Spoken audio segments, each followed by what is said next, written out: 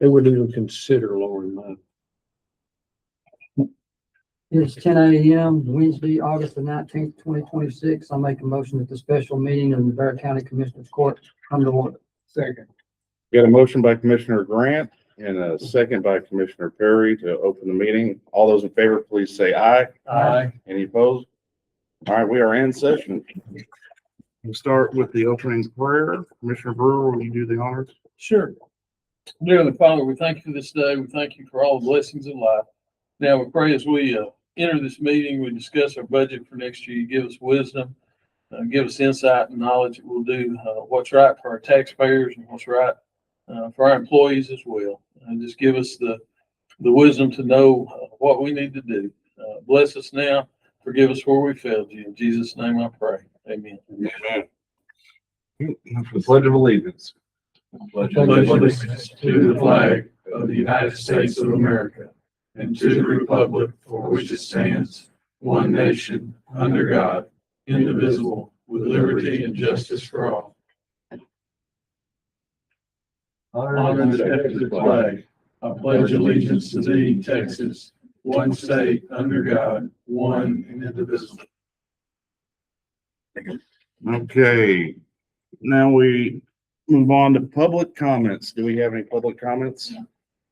All right. Moving on to budget workshop. All right, Charlotte, where are we going next? Judge and commissioners, just kind of where I think love to plan out the next couple of days with you guys. We sent a budget in, it's been filed. There's amendments that have already taken place from that, so don't study it too much. There were some mathematical errors that put too much salary. So what Brad and I have been doing is kind of coming up with where we stand today before we do any salary adjustments. We kind of fully loaded this thing as much as it can, right? So what I would like y'all's direction on is we start this morning session on where the revenue's coming in. Look at the tax rate, getting understanding of where that is so we can start to move that forward. That way we know kind of the overall dollar amount that we're talking about. Then from there, we can either go into elected officials, salaries, because we've got to get those letters out and pushed. And I've redone the salary survey based on the counties within 75 miles of DFW. Okay. So we kind of have a benchmark from there. And then this afternoon, we've got the city coming in. We can continue on salaries overall for the rest of the employees of the county. We've got some outliers from 30% raises to 0 raises. And so we kind of need to figure out where that goes. And so that kind of maybe this afternoon, Brad and I spent the last hour with Carrie, the new DA, to go over kind of her wishes and wants. So we think we've got that pretty good baked in. The last thing is we need to talk about, I would say, precincts, individual budgets, because there's revenue coming in, there's expenses going out. We have it pretty nailed down of what you've already been financing, but I know some of y'all have some equipment purchases. If our expectation is we're going to finance those, it'll obviously change the budget because we're not coming out of $250,000 of cash. And so I know it's a lot of words, but kind of revenue, then I'd call it elected officials. We got city, overall salaries for everybody, and then precinct budgets are kind of the key to today. I think if we load that tonight, we'll refresh budget, we'll get it all ready to go. And tomorrow we do that final look of scrubbing, individual line items that are maybe high. I'll let Brad take it over here, but the good news is kind of where we sit today, we're in a break even, slightly surplus number, fully loaded. So we're not trying to cut $5 million out of the budget. Right. So these are good decisions. We're in a position of strength. And obviously we need to talk about the Kent Rogers Clinic because that keeps coming up and where we want to go. I don't think that'll be a long discussion, but we need to make a decision on where that is. So if y'all are okay with that kind of schedule for today, willing to change anything that you see fit. Knock it dead. Okay. That works for me. Y'all good, commissioners? Okay. I'm going to turn over to Brad to start going over where we are at the revenue numbers and things of that nature. Yep. So this presentation really focuses kind of on the tax rate and the tax rate revenues. There have been some adjustments to the other revenue line items that we made this morning, just based off of projections and going through it with Natalie and the team. So this should be consistent with what was published. The no new revenue tax rate, 0.4245, which is an increase of about 0.0048. Half a cent, pretty much. Yeah, from prior year. Can you make that a little bigger?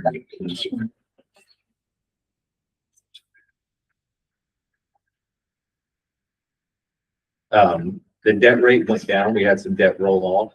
So debt rate's down, less than, I don't know what you'd call that, 1/10 of a penny. So debt rate is But at down. least it was going that direction. That is correct. I don't. Next page. So here's a comparison of 27 versus 26 tax rates for each of the various funds. General fund is up, road and bridge is up, flood control is down, debt service is down. A lot of that's due to the different exemptions that fall under each category. So that's why you'll see differences there. Debt service and general fund are typically, at least down here on the taxable revenue line items, they use the same adjusted taxable value.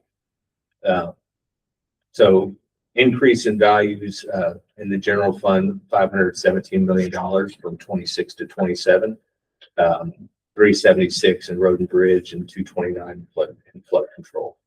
We get all these numbers from other people, so Yeah, these came from Mike sends us these numbers. So in essence, go back to that slide.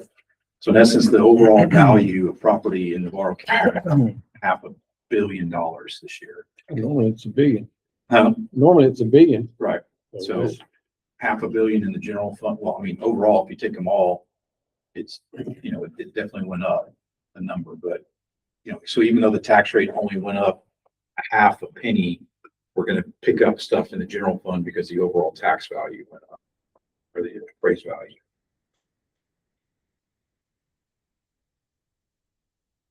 Yeah, so here's kind of just an analysis showing if we collected 100% of taxes versus what we projected to collect. So in the general fund, that would be about 33.1 million compared to 30 million. So increase of $2.3 million in tax collections. The budgeted amount changes a little bit because we anticipate some bad debt, some collection of delinquent taxes, different kind of changes. Ultimately, we're projecting the FY27 collection to 32.2 million, which is about 97% of what we could collect. So kind of a bad debt rate of 2% compared to FY26, $29.3 million. So in 26, we collected about 95%. So far, we got another month left. Right. We're projecting 97%. And these percentages are consistent pretty much for the past 5 years. Usually we collect between 97 and 98% of the taxes. A lot of exemptions. Yep. I learned that disabled veterans, zero property taxes. There, So that kind of rolls in there to where the 100% doesn't work. there is something I really want to chase that, because I have heard other counties that have those situations, that there is something at the state level that the state will reimburse it through a grant. So I've got some of that. It has to be something about where the county has certain land, and then, so I'm on to that with doing it, because it can be a pretty decent sized number that you get reimbursed through the state veterans fund or whatever. I think when you pay, you do your registration, you can do $1 to the veteran. So it comes from different areas where the counties are able to get reimbursed for disabled vets that pay zero. But you got to go chase it. You got to go find it. And you got to say, this is what it is. So, It's just something we've always dealt with. right.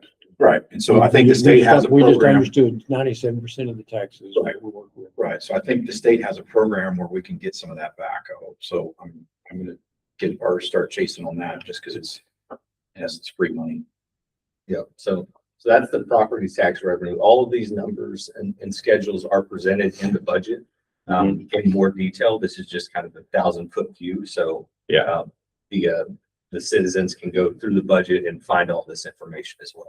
But and just to confirm, we're building all of this off the no new tax rate, right? You use the No new no revenue. new tax. revenue rate. I think that's where everyone's at here. Yeah. Okay, so that's, That's how we built this. We Yeah. didn't build it off anything else. So I think that's the best way. yeah, I agree. That's how you guys wanted it last year, so nobody can complain. Well, they complain, but you know, Well, for the record, people think their total tax bill goes to Bridge and Road, right. or it goes to the jail. I'm going, I have to explain to them that they don't even know who their superintendent is and 2 board members of something that gets 65% of their tax dollars. They think it all goes to here. Right. It comes to here, but we allocate it. We heard Mike say last week, he allocates significant amount of that money. What do you say, over $100 million runs through his office solely because of that reason. We only get 35% of that number, which. Right. And I try to explain to people on a $1 million home, we get about $200 to fix the road with, And like I said, they can't even tell you who the president of the board is at the college or the other people with their hands out down at the bottom part of their tax statement, because I know I pay attention to it. Yeah. Yeah, but unfortunately, it's an educational process with me out with the people. Yep.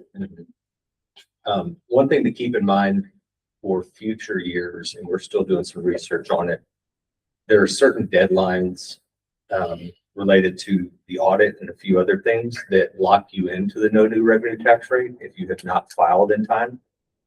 You guys are all set on the no new revenue tax rate, so that's not really an inhibitor in this case. But going forward, should you want to do the voter approval rate or any other rates, there are certain deadlines that have to be met. So you may want to keep an eye on that as we move into FY27. And we'll present you those deadlines just so we'll know in the future if we decide to jump that. But we can get you a kind of a bullet point of what those deadlines are, and that it's Ideally, with the property values trending the way that they are, it's tough for me to foresee a situation in the near future where the no new revenue rate would not be adopted. But you never know what's going to happen. So there's like deadlines that are earlier. Yeah. If That's you want right. to go with our. oh, I Yeah, didn't so know like that. one I thought instance, it I was think the same deadline for all. our audit has to be done by March something. Historically, people didn't even show up till May and April. And so we're on the audit team schedule to be in May. Well, that's when they first show up to even look at our numbers. Well, that right there kicks you out of the run for, the voter approval rate. So we're going to try to get them to come in earlier, just because I like to set a best practice in case we have it, right? Absolutely. You never know when we may want to do it, but I don't want that to be the inhibitor. Like, oh, well, the audit team didn't show up till April, so Keep all therefore, our options open. yeah. we're just- And on the audit firm side, we're both CPAs and involved with audit firms. You're swamping small audit firms with every county, every city in the state of Texas in that 3-month period. So communicating with them early and having that discussion can kind of get you on their schedule. So If they're not able to, we go find another audit firm that is able to do Yeah. it in time. I mean, our audit firm's in Waco, so it's not like it's local to Corsicana. So whether it's Waco or we go find somebody in Houston or somebody else to get us into that rate. Yeah, I think that audit firm in Waco, it's kind of their niche is doing. But there's a lot. Is there a lot of Oh, other yeah, vendors geared that at way? the audit conference that I went to, there's probably 6 firms. That's All good. Because I've seen their name on other Yeah, counties. it's just, there's some indication I know that we do city governmental audits Mhm. that would rip this thing out quick. And Okay. personally, I think it's time to go out for bid and change. They've done our audit for. I'm all for going out for bid Yeah. just to see what's out there, because Yeah. usually that has a better return. Because they're like, they don't even come they may come once Mhm. now on Well- site, and I don't think that's. Most of these, good practice. audits are virtual. So going back to the fact that opening the audit bid up to Dallas, Waco, Austin, Houston allows other firms to say, oh yeah, I can get up to Corsicana and do this and Right. put in a travel budget for a day up there to meet with whoever I need to meet with. So yeah, there's actually quite a bit of firms that would be snapping at the opportunity. Well, that's good to hear. So, I'm kind of like Natalie. You don't want to use the same audit firm for your audit, for years and years and years. You need to change. now, when I was an audit partner, I would have disagreed with that. Well, yeah. Now on the other side, I'm, Well, there is an argument for continuity. yeah, But I mean, Yeah. just so you Well, know, yeah. public companies make you change audit partners every 5 years. You can stick with the same firm. Yeah. In Yeah. Europe, you have to change every 10 years, like it's a law. So that you're seeing the regulations come down in audits that do like that churn because you don't want them to get comfortable. You want fresh eyes. Right. And, It's human nature. Colby, Judge and I talked about it even yesterday. What I want to do is position ourselves to be in the light where if ever we wanted to go out and get debt based on new judicial center or something else, our numbers look strong to an investor. Because that's important for our county. If we ever decide to do something big, we got to be able to show bankers, institutional investors that we are a county that you want to invest in. It'll help with our interest rate. It'll help with getting money in the door. And so that's the world that we need to live in and be professional. If we're going to be professional, we need to be professional across the board. You want to look like an attractive investment for people that are. Because that's when you go raise debt, that's what's happening, Right. right? I mean, Bank of America isn't necessarily taking the debt. Institutional investors are buying your debt. Right. And so that's the thing that we need as a county to think about was we need to be in position to show investors that we are a county that you want to be in. And if it gets, in essence, oversubscribed, if you're going out and raising $100 million, just giving you guys, for instance, and bankers go out and say, hey, we got this opportunity and it comes back at $150 million, that's a great thing because you can squeeze your interest rate down and it shows that you're oversubscribed on debt, which is Get a better value. you get a better value. Doesn't mean you're taking 150, it just means enough people are out there that want to give you $150 million in this example. Does this scenario even apply if you have to go out and do a bond? Yes, the same, The when I say bond, I mean rating, debt. yeah. Those are the same thing. I use the Yeah, because I interchange rate. remember, anyway. So that's where we want to make the county. That's why we are sticklers from last year to this year to be in a surplus every year, right? And we're just like that because we like to run surplus budgets. It's kind of in our own mind how we run our own businesses. Yeah. And so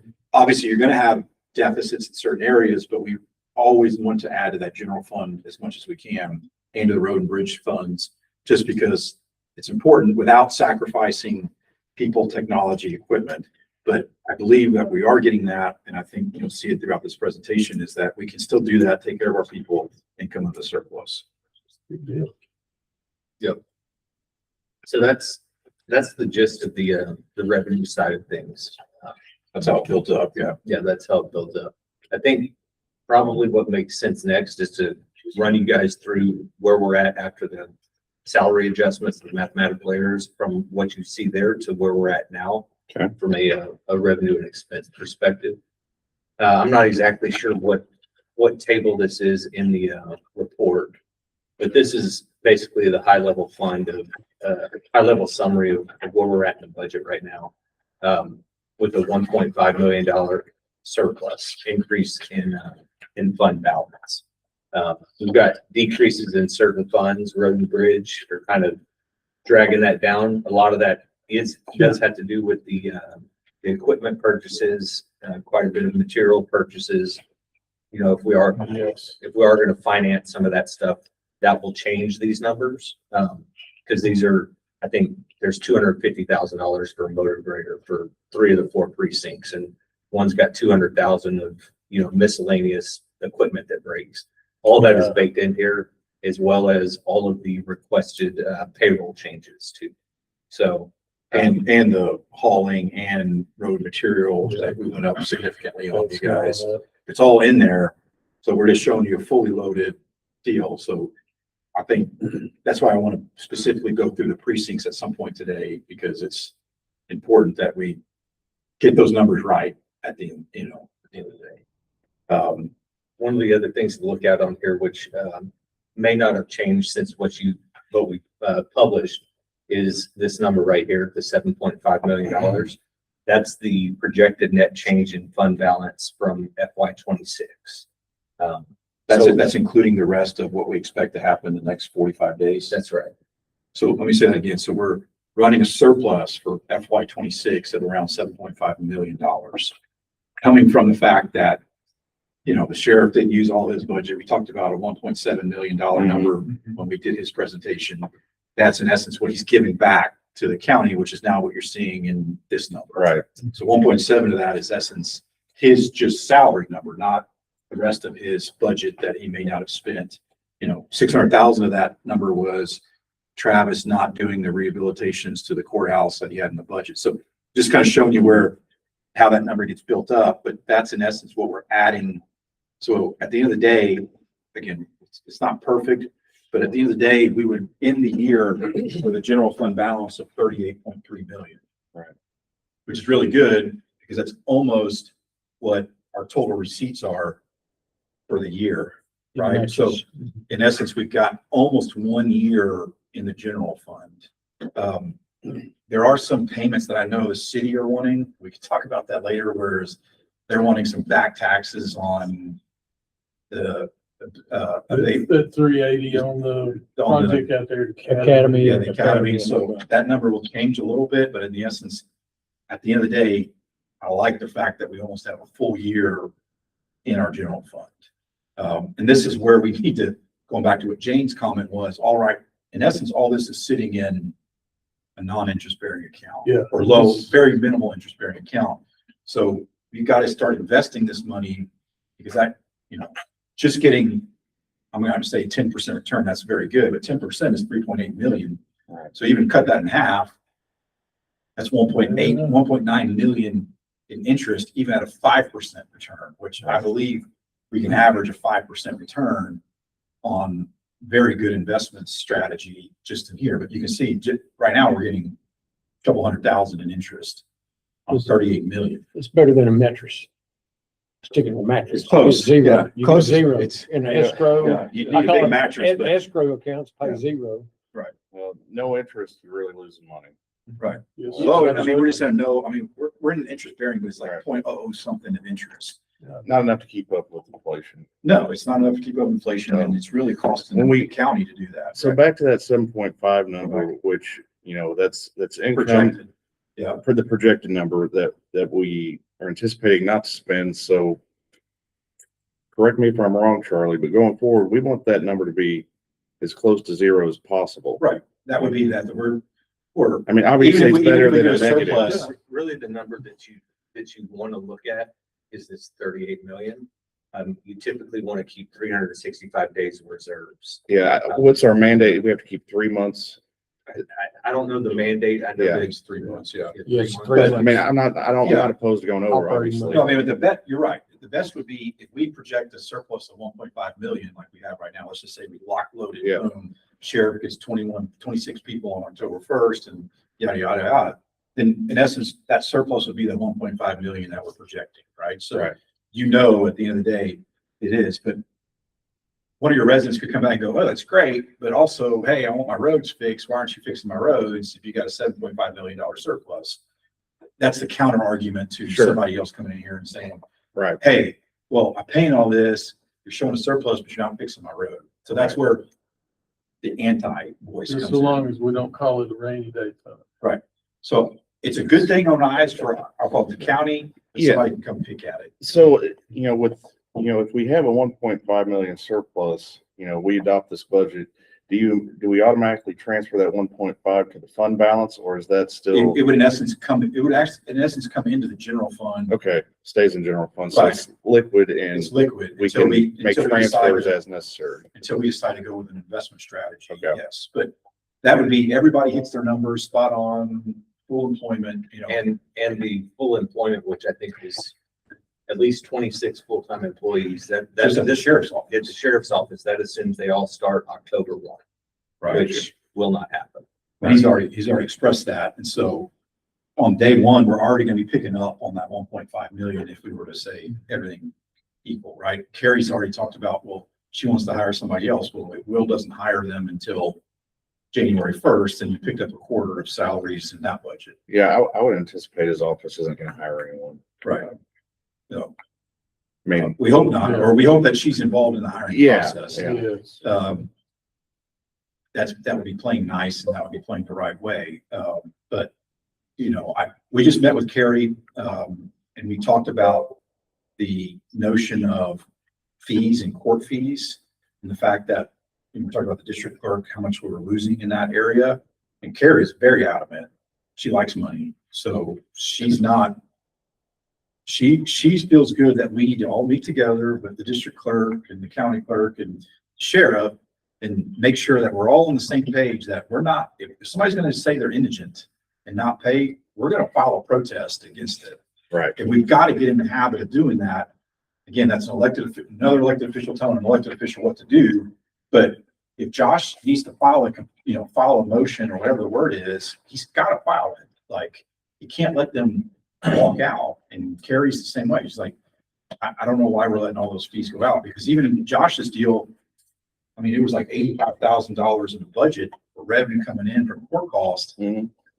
I mean, that should be double, if not triple, in court costs. For how busy our courts are, or 3 courts, that's 3 courts that we're talking about. Right. Well, when I took office, I call it, in business, it's called accounts receivables.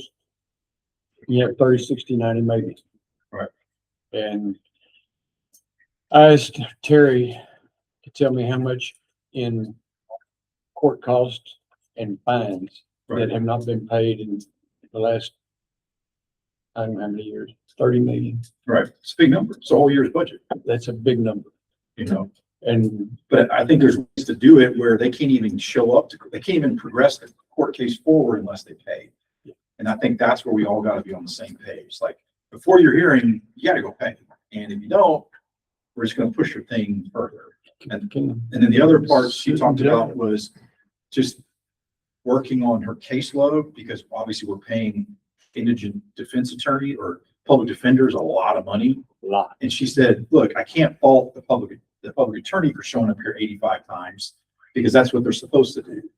But it's only the DA and the judge to get that case forward where they don't show up here 85 times. And so she was very adamant that she wants to see that number come down, because she feels like today it's just being used and abused on the court system. And so she, at least from her notion, she wants to pay adequate attorneys, nothing in there.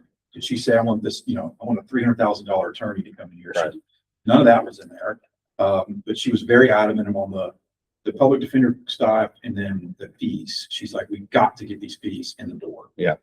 So we've only budgeted, I think we put in there for Josh 150 now. So we did go up, but I still think that number's low for what we can do. But I think it's going to have to come from you guys to sit down with everybody to say, hey, we got to talk about Yeah, a this. meeting of minds, and I don't see why we can't all get on the same page on that, because I'd argue it's our duty to ensure that Right. we're spending money appropriately, or we're collecting the money. Can I add one more thing that has never been discussed over here, but since you're on that topic, bond forfeitures. You don't even have a clue how many millions of dollars worth of bonds have been issued to suspects. And they have a specific court date. Mhm. If they don't return for that court date, that bonding company is on the hook for that, but yet we're not. We're not calling the bond. That's a good business. Yeah, it's a free money. When Amy Messer was here, she did judgment assize. She only did them on cash bonds. Mhm. And Robert Cale did some back when he was here. Past that, all these other counties do judgment assize. We don't do them. And that's in essence, I mean, Thank you for supporting what I brought to light. and So- in essence, that's giving the bonding company free money. Right, I mean, I would love to be a bail bond person in Navarro County, because I'm never gonna get called on it, so where's the ball being dropped? Is it administratively that, is it on the individuals in each court? I mean, who does that really fall Who on? calls the bond? I mean, I know they do some of them in the district clerk's office. So, okay, And I think it's in the DA's office. So we have to have an order. So, we can't do anything without an order. so that's where the judges come in. Yeah. So first an order, and then I would make a motion from. the motion, so the DA has to make a motion. DA makes a motion. Okay, and we have a hearing. on-call bond. Okay.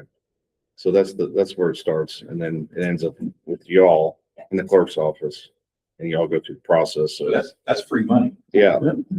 I say I free mean, money, that's, No sense at all. I have So, another question, and this is, why did we not, after COVID, start doing passports again?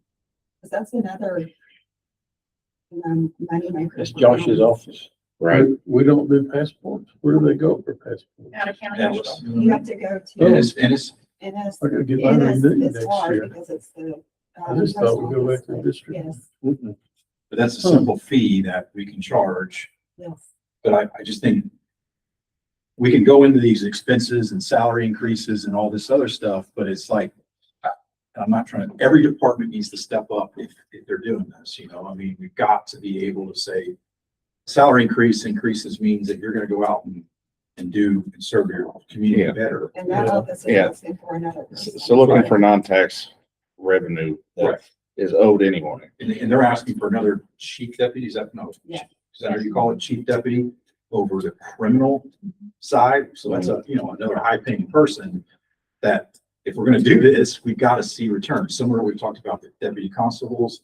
If we're adding 2 there, we expect to see more citations, based On on Cleaner County. cleaner county. Like, we have to do this in order to support the pay, just like we would run any business. You know, if I'm gonna hire an employee, I want to see X output for that. And I don't always mean to go back to the private sector, but I do think there's some correlations in here when we do this. It's return on investment. Right. If we're gonna hire more, you know, sheriffs or more deputies for him, that means we're gonna get more people probably that are arrested and go through the system More. Public safety. and public safety. So we're expecting to see that, similar to the highway patrolman coming in here, you know, hey, you want this, we're gonna hire more people, we're gonna Yeah. see this influx of cash. And so not always relying on the revenue base or the tax base to fund our county is what we're missing here. I think we just dropped the ball on that. Mike, you got something to add? I'd just say that benefit needs to outweigh the cost. Right.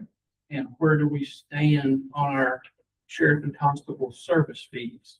Are we in line with other counties, or do we need to go up on one fee? We've been pretty good about keeping our fees countywide in line with everyone else's. I'd have to check those, Yeah. but it seems like we addressed that much. Are you talking about civil fees? Civil service fees? We absolutely are. I check it all the time. We- And I've already checked it for this year. We're And good. we're in line. We've We're been in upper pretty good. median if you want to get to right down to it. We've been pretty good about addressing those, but for years, since I've been here, money walks out of this courthouse every day. Yes, Yeah. sir. For 2 reasons. Number one, somebody's not doing their job. Number two, and I hate to put it this way, but this is the truth. You have pissing matches between offices and Yes, it's sir. countywide, Amen. and it costs taxpayers hundreds of thousands, if not millions of Yes, sir. dollars every year. Yes, sir. Amen. And until everybody gets along, and that's the big eye opener here. And Yes, I sir. mean, I've been saying this for a long time. Nothing costs the county more than pissing matches between offices. And it's been going on since I got here. If I could put that on the front page of the paper, I would. do that, you know. Yeah. I agree with you. I mean, not only been here a year, I've seen it as clear as day. And the 2 things that cause those matches are 2 things. Sometimes it's a personality clash, but a lot of times it's pay. They're mad because somebody else makes more money than they make. And so they won't cooperate with that office. And you'll find that out soon We've seen soon it- enough. We've seen it across, and that starts Yeah. across. And that's a shame. It starts It's a across the shame. street Yeah. with the JPs collecting their money, when I mean, that's a huge thing over there. And I'm not singling out any office in particular. I'm just I know. saying, as a whole. Right. These pissing matches cost taxpayers 100%. unbelievable amount of money. With some of these fees, I don't know the answer to this, but I know in certain areas, there are some statutory limitations on where we can go with some of those. I don't, y'all have those for what you're doing for service fees or The not? most important thing on the service fee is if you don't enact it by September 1st, it falls back to what it was 30 years ago. So that was the only stickler. You need to get that service fee schedule approved every year on time. By September 1st. Okay. That's what I remember reading. That's been a while. And do y'all submit that to the Commissioners Court for approval, or is that the auditor's office? Or, We just discussed it. Oh, it doesn't have to be approved in Commissioner's Court? or- No, it should be. It does. Well, we're gonna have to call a special If session. you change the rate. If you change the rate, Okay. But you said it would go back to 30 years ago. Is our rate currently from 30 years ago? You feel good about your rate? Are you feeling good? well, it's about the yours? same rate. Oh, okay, It can't be okay. different. Are Well- you feeling good, Sheriff, that it needs to be where it is? or- Would you like me to speak to it? Yeah. Because I'm a businessman and I take care of business. So your comparison will be Ellis County, Henderson County, Hill County, Limestone County, Freestone County, Van Zant County, Anderson County, Johnson County, Coryell, Kaufman, Hood, Bosque, and McLennan. And I will start with citations. Navarro County gets $100 per citation currently approved in 26. And there is no county that charges more than Navarro. Remember me saying upper echelon for fees? There are counties that charge as little as $85 in comparison. For subpoenas, Navarro County, once again, is at the top, $100. The low end is $85. For summons, once again, Navarro County is at the top, $100, and the low end is $85. For eviction citation, Navarro County, once again, becomes the leader at $100, and the lowest is $85. For order of sale, once again, can you figure where Navarro County is? The top at $100, low 85. $200. All right, 200. 200, and the low is 150. That's plus $50 an officer after 2 hours. That's correct. All right. Turn, if over a certain amount of time, if we're stagnant and sitting there, then we charge hourly rate, and that is the rate for the officer, what he makes per hour. Okay. Turnover order. Once again, there's Navarro County, and the minimum is the lowest is 150, and writ of execution, the same. The low end is 150. Navarro County's 200. I'm sorry, you were taking notes. I apologize. Writ of garnishment. Once again, Navarro County's at the top, 200, and the minimum is 150. Writ of possession, same, Navarro County at 200, and the low end is 150. Writ of sequestration, once again, Navarro County at 200, which is the top, and the lowest is 150. Writ of retrieval, Navarro County again, 200, the minimum is 150. All other writs that are not named, Navarro County at the top, 200, and the minimum of 150. And posting notice, Navarro County charges, this is the only place where we're not at the top. We get $50 for posting a notice, and the highest on the chart is 100. We charge $50 an hour for additional fees for deputy after 2 hours.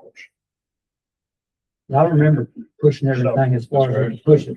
Well, thank you for that I think information. that clearly says that I'm on top of my game, that I am keeping Navarro County, where they should be in handling business. The question's gonna be on the collection side of that. Yeah. When they get it, I Yeah. think, I guess that goes to JPs when you serve, who goes and collects that fee? Well, here's the deal. If they file in JP court, Yes, sir. the JP collects our fee. Yes, sir. But if they file in another JP court or whatever, they send it to us, they have to send that check with it. Okay.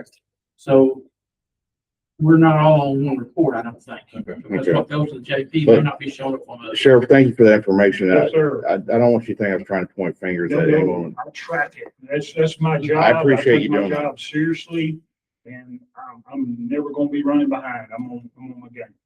That's Appreciate what I that. swore uphold the laws of the state of Texas and to serve the citizens of Navarro County, and I fully intend to do it. Same here. And that did change since the last time I read it.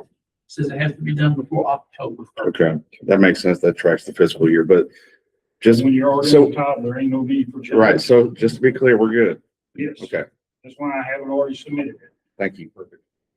And the same for all the fees that Stanley and them collect over there. They went up. We went as high as we could go. Okay, And the stray fees were addressed as well, and you didn't hear me speak to that on here. Mhm. We addressed those last year as well, and increased that rate. good deal. So we, on Stanley's budget, we went up $60,000 because we expect a full year.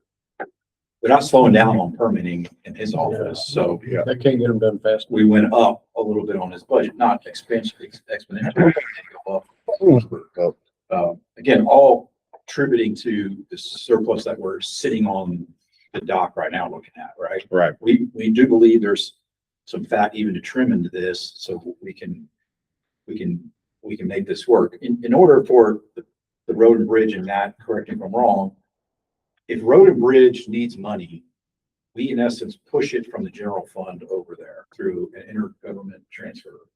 Right now, is that what Yes. we're calling? So, And that's new to us, right, because we've not done that but twice. right. So in essence, in the budget, it's a plus and a minus, so it's a zero effect at the bottom, right? Because we're gonna have the revenue coming in the general fund, and it's gonna go out to one of the road and bridge.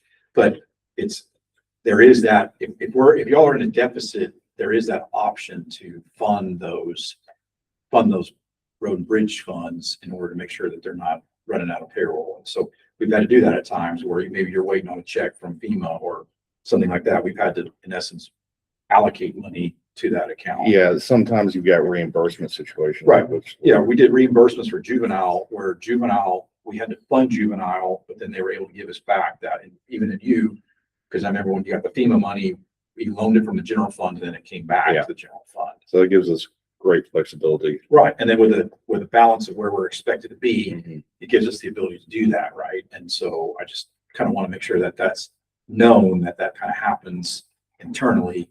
But we're only really able to do that and do it with confidence because of the general fund balance at the end of the Right. day. So, Couple of other quick things here. Being CPAs, we're naturally conservative. So you'll notice other receipts here, projected to be 9.2 million. In 27 budget, it's 9.5 million dollars. Well, with the increase in property values, this is probably low. A lot of these other receipts numbers are probably understated. However, we'd like to be more conservative on our collection side so that we don't spend more. Safe and sorry. That's right. The other thing you may also think about just from when you speak with folks, in FY26, FY25 budget that was approved, the net change in fund balance that was approved was $9.8 million. That's a deficit. We weren't here. I'm not exactly sure what drove that. But we're turning the ship. We turned it in 26 to the approved budget was, a $321,000. That would be a deficit, right? it's break even. Yeah. Break even essentially.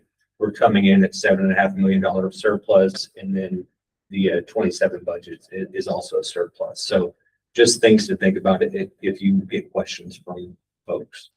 Jason, are you expecting any more FEMA money in, so post October 1st? Well, I don't know when it's gonna be here. Okay. Uh, I know you have a There's couple some- checks. there's some coming. I don't know if any of it's big money, but I have some coming. Right, I know you I have can a try to list. find out. Yeah, just see if it's gonna come by September 30th or if it's gonna get pushed to, because right now we have $0 in there for you from FEMA for FY27. Let me see. I know you're owed some, and I think it was like 40,000, maybe a 60,000. I just we haven't played with that number to where it goes in each fiscal year. It doesn't change anything. It just adds a little bit to your budget on there. And then there was a big one for Mike's. We wanted to ask Mike a question. Now, what was it? It was for the tax assessor collector fees. And 24, it was like 1.6 million. And then 25, it dropped down to 300,000. This year, it's 246. What are those fees, do you know? Are those like your fees that you get paid from your entities that you collect for, or? I'll have to check on that to be sure. I can't tell you off the top That of was my just head. a really good jump, so we weren't really. We had, y'all know the money that we had in excess, was the holdback money that we got on sales tax commission from the state. And it got held up about 3 years before it was paid. And it would have amounted, it's about $400 and something thousand a year, but it would have been, what'd you say, 1.6? Yeah, 1.6. I don't think it would have been that high. I don't, even if. Well, they got held back- we had 4 years. but they got held that back would have been 3 on years. commission, so that would have been, it could have been. If you got held 3 years plus the current year, then you're at that 1.6. right? Yeah, well, and that 416. could well be what Right. it is. And it's trending about 400-ish a year, a little less. Yeah, and that's what it's doing now. It's less, it's a little less. Okay, It's hovering right at. So that is an $500 million. aberration. okay. So we'll make sure that it's in the budget there. I think it's where we have it, around 350, 400. We just want to make sure we weren't missing anything. Yeah, it's paid, that money is paid, Is it in one allowed, line? it's actually credit. I mean, they just like, well, here, you got this much money back. Yeah, that's exactly what it is. But we take it as application against what we're gonna pay on sales tax, so it just relieves us of having to pay that Yes, much. sir. Instead of paying them, $800,000, then we'll pay them $400,000. Yes, sir. Take that credit, mark it off. All right. Keep And I got the paperwork and back all that up, but I mean. Yeah, no, it's all, we just want to make sure we saw it and understood. it all comes through, whenever. I'm pretty sure all that tracks, Yes, sir. through, as a paper process through the treasurer. And Right. Auditor reports and all that stuff. Yeah, so that's a high level view. This, in my opinion, this is the most important schedule in the budget package because you get to see each fund and where it stands. The other schedules you'll see are just kind of departmental expenditures between personnel, benefits, supplies, capital outlay, and debt service.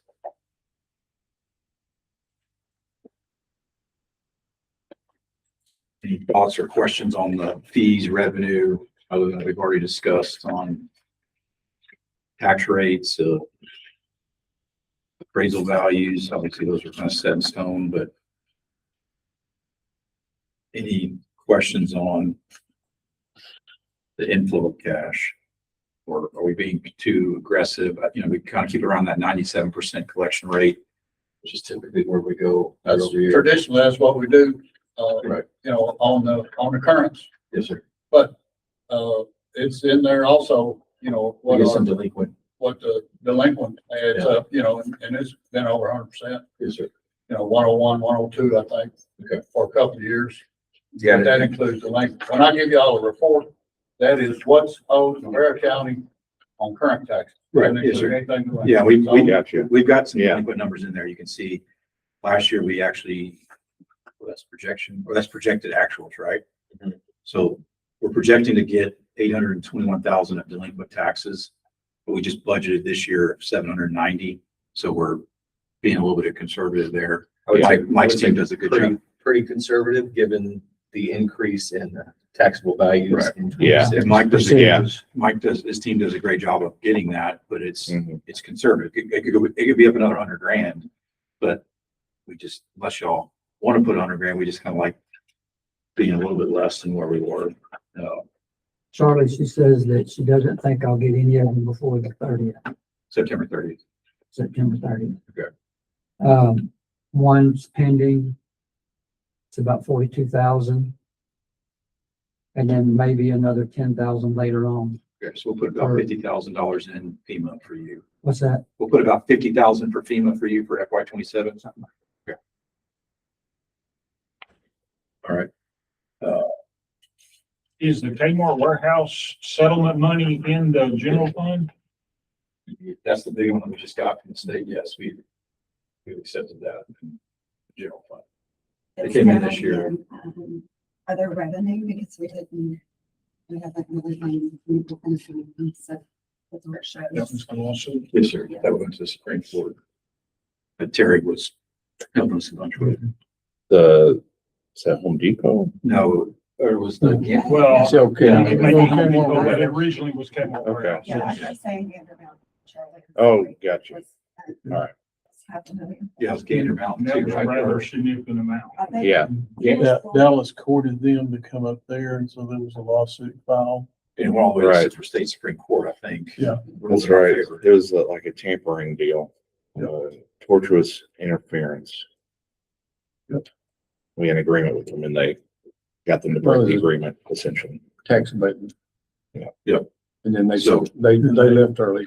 I They, think that, they breached the contract. I think that, I don't know any other, I'll call it contingent money out there for the county that we're in a lawsuit or expecting. So I do believe we're in a conservative approach with our inflow of cash based on where we see the dollars and cents coming from. I think like we just don't want to be a dead horse, but if we can get our fees and under control across the county, Mhm. I think we'll see a great increase of cash flow that's maybe not even baked into this yet.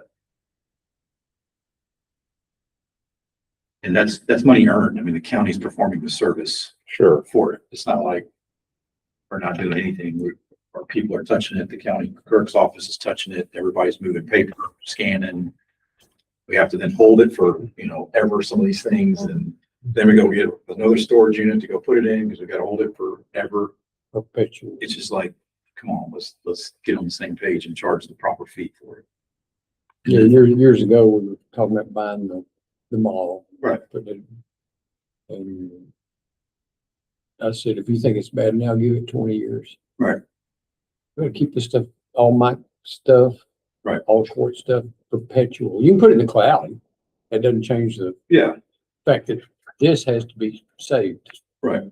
And I think you bring up the mall. This is one of the things that we talk, we have rent revenue. We receive rent from the Credit. union. Navarro Credit Union.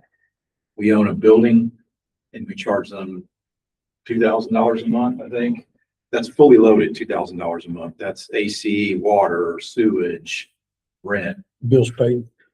I don't think we actually have a contract for that, I've now learned.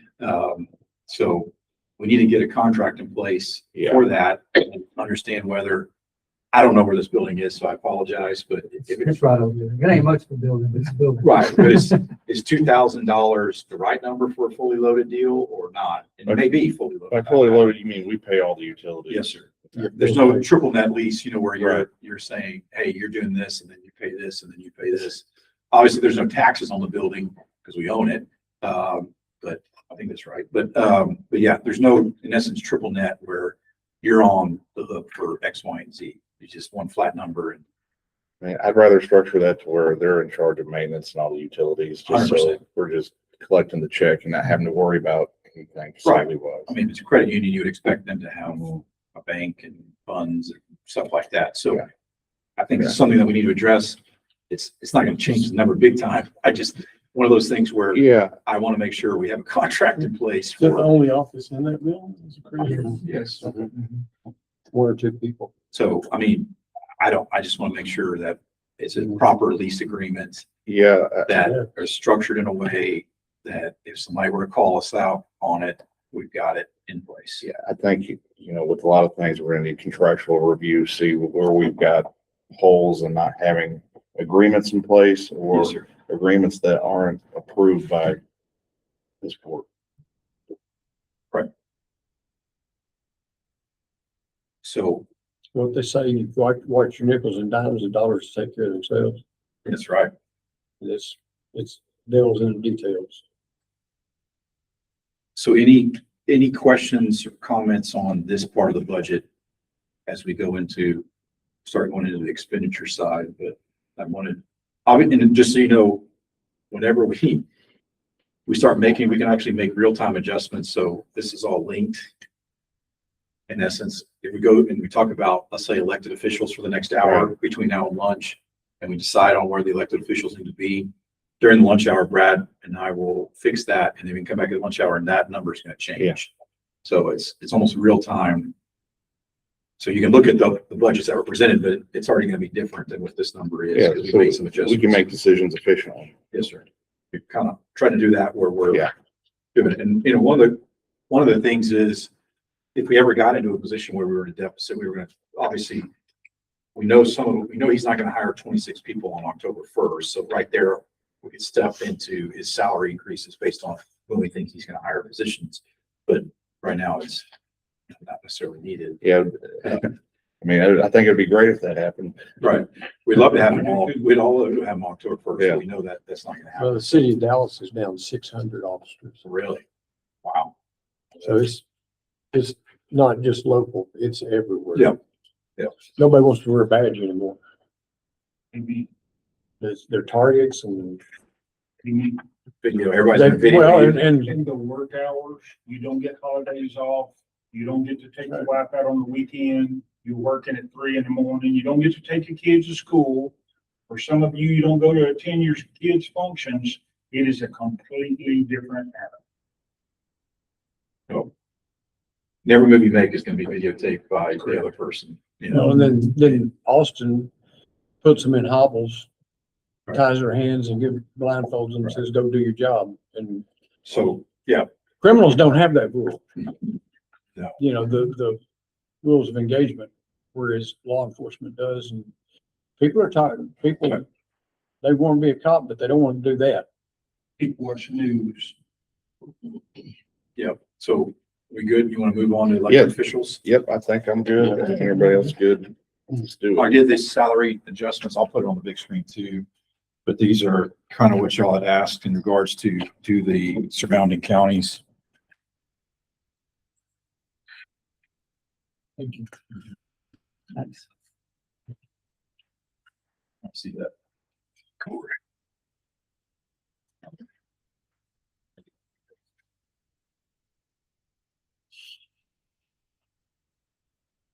So but I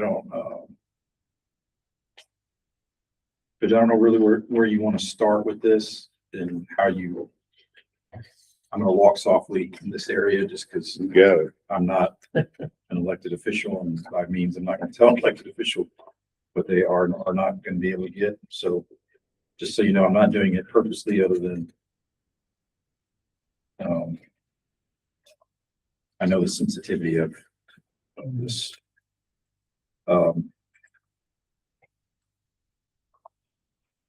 I also I've got it broken even down on an Excel file, even more. You do that, Brad. Got little guys. All right, here's that presentation. What I did, I still showed all the salaries here, but when you go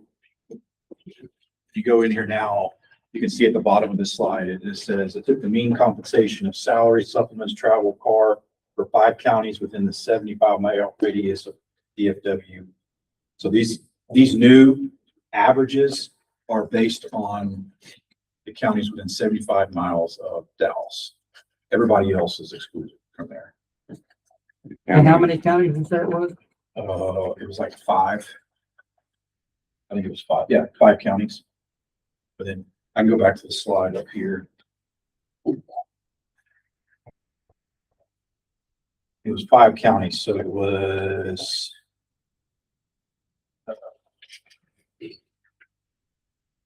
Henderson, Hood, Wise, that was 3, Van Zant, 4, Rusk, 5. So it's those 5. Some of these counties are very highly populated. Right, I mean, In No, a, these in a, can- di- in a different area, north of Dallas. no, these counties are Within the, within 50,000 and 99,000. Okay. So these counties are comparisons to us. Yeah. So they're not 300,000 Not population. like an Ellis County. Because Ellis would show up in here. These are counties that tax say are between 50,000 residents and 99,000 residents. So yes, we're on the Comparable to us. We're on the and bottom others. end of, we're not the bottom, I guess we're slightly below the median. So what are we at, 60,000? 60,000? Depends on who you ask. Right. So we're not at the high end, but we're not clipping 50. So these 5 counties are what are comparable population within 75 miles of DFW. We excluded 75 miles of San Antonio. We excluded 75 miles of Houston, just to kind of keep it comparable. And I didn't do 100 miles because 100 miles would have picked up Lamar, some other counties. So I figured you're not driving 100 miles to work, but you could drive an hour to work if you wanted to. So I don't know, Jason, if that kind of met your expectation of where you wanted to go with, because I think you said, hey, I wanted to see those in those areas. I mean, I could rerun it a different way. I just was trying to get it in a positive light. So, Judge, I know you talked about your salary and how it's broken up, but I don't know where you want to start Yeah, in this conversation. we'll start with my salary. Gentlemen, where I want to be on my salary is, looking at the base salary, over the years, since 2014, Judge Davenport really didn't have much of an increase. I think it was 2014 is 70,000 maybe, and then up to present 85,000. And with the judicial compensation bill that passed last year, all the judges got increased. You've got the district judge at 250 roughly, CCL judge not far behind, maybe $1,000 behind. And I know this graphic doesn't really show that there's anything out of line, but that's including all the supplements and everything. Where I'd like to be on base salary is 125,000 plus the supplements. This is really a readjustment, comparing to last year, previous year salaries. I'm a whole different animal. I intend to fully use this courtroom to its full maximum capability. And if you look at Hill County, a smaller county, that's why it's not in this data, their base salary for their county judge is 112. And so if you stack that up against our other judicial officers, it's still an incredible value compared to 250,000. So what would that total be? With 125 plus 12.6? perks. plus the supplements, let's see, so we got, Judge, just so you can see here, it maybe helps you gentlemen. So Henderson all in is at 144. And the supplements are different. I don't know why, Judge, they're different. well, the supplements are again tied to that judicial salary bill. Those where are paid by the state or paid by the county? Paid by the I county, believe right? it's paid by the state because it's all tied to the district judge's salary. So if you've got a district judge like we do here that's got 12 plus years of experience, that number goes up. Right. Same with their salary. So it's all a percentage based on that. Okay. Because I mean, an all-in compensation for a hood, what I pulled out of the TAC report is 164. So what's making that average kind of weird is that probably Navarro is in essence in there, but I mean,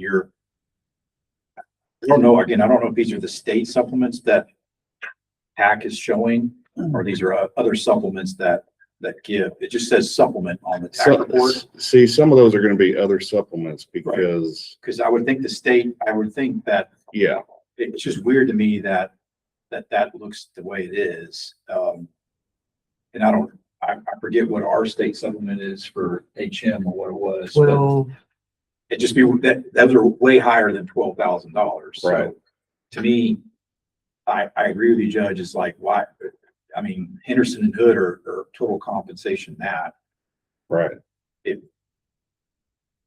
our judge that far behind both of them? I don't know. well, there's been either at least three, maybe 4 times when we've given not this court, but the Commissioners Court has given raises to everyone in the county except ourselves. Yes, sir. We've done that, I know 3 times and maybe 4. Yes, sir. So, Counting the county judge, yes, counting HM. yes. So that probably has something to do with it.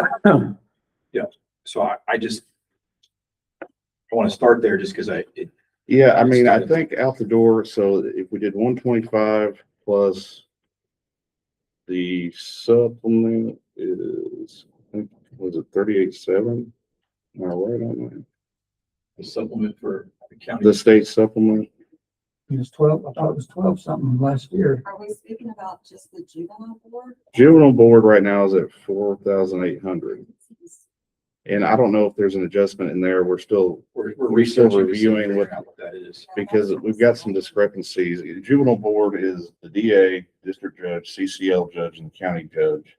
And all those supplements are Paid by the county. paid by the county and they're different. And I don't know why. I'm not saying there's a problem, but I would like to know We're why. trying to research why the discrepancy's big. $25,000 each for the CCL judge and the district judge, and it's 4,800 for him, and 18,000 for the DA is what the county's paying right now. So I have to kind of figure out what is there legally, why is there discrepancies the way they are? We need to remember also that the judge now is an attorney. Who needs to be. Yeah, see, I don't think the state supplement is on here on the proposed budget.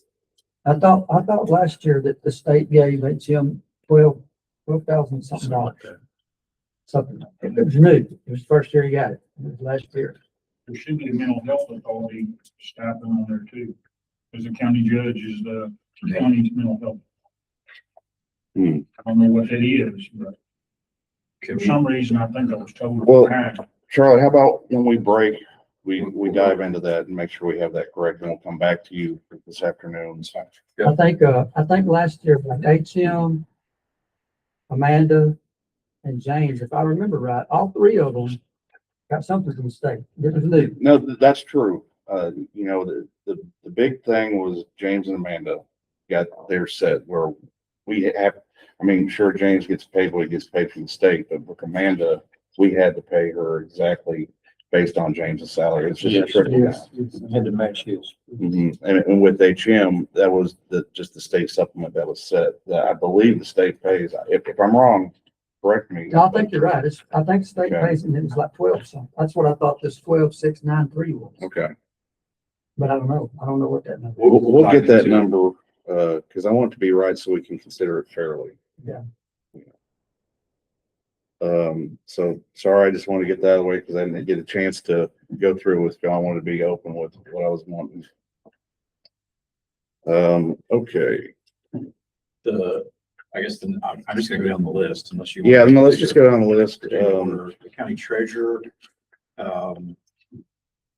thing, she didn't ask for much of an increase in the budget for the county treasurer.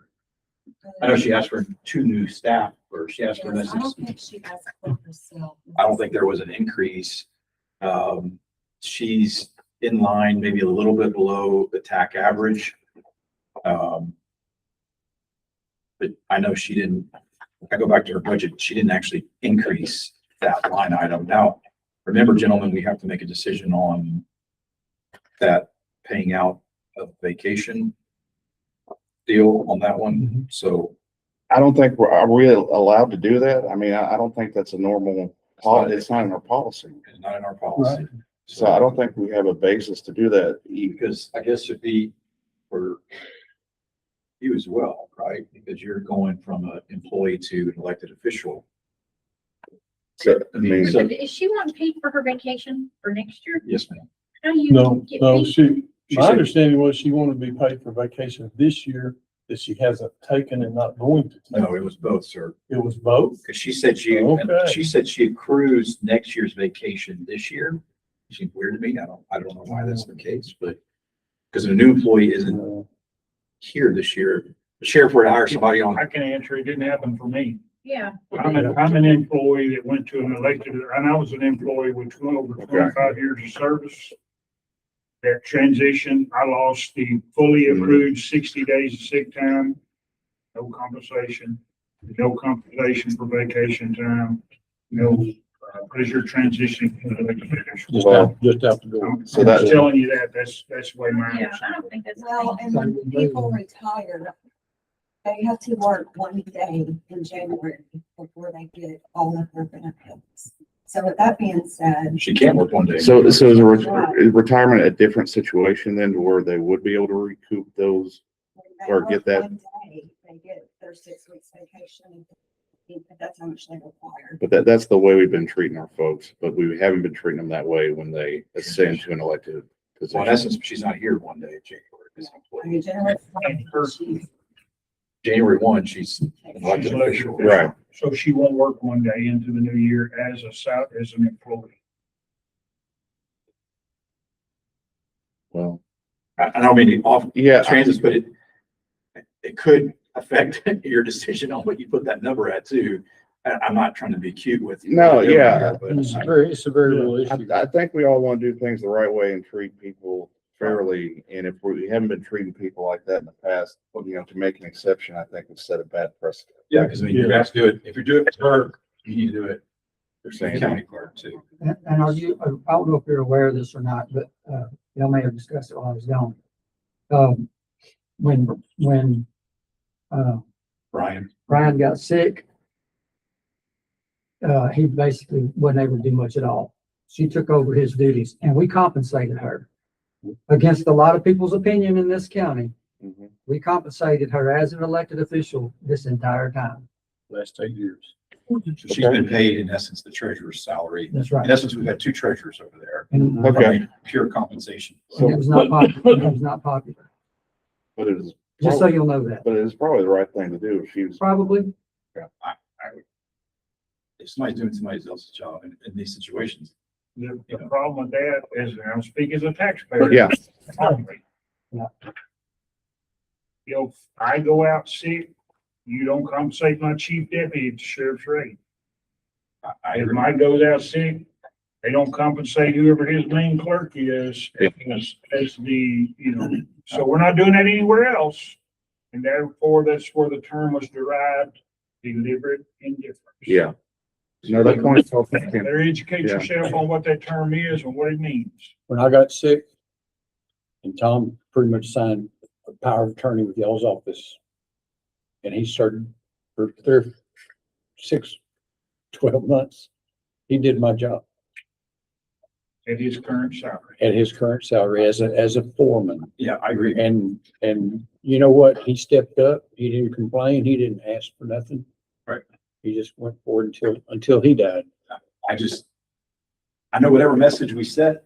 Yeah, She's not so- present to do this. It's just. So I think what I'm gonna bring up is related to maybe ease the pain point there insofar as if we end up creating an extra position for that office, then ideally, going forward, she won't have to be spending as much time in that office as she has been. I'm, talking about like 2 in the morning. If that's true, assuming that's true, that she's been working those kind of hours, we supply another provision or position, then I would hope not, sir. I mean, When if you're working till 2 in the morning and you're not allowing your employees to do, then what are they doing, right? Yeah. So, and the door closes. at well, I mean, 3 correct me if I'm wrong on my assumptions.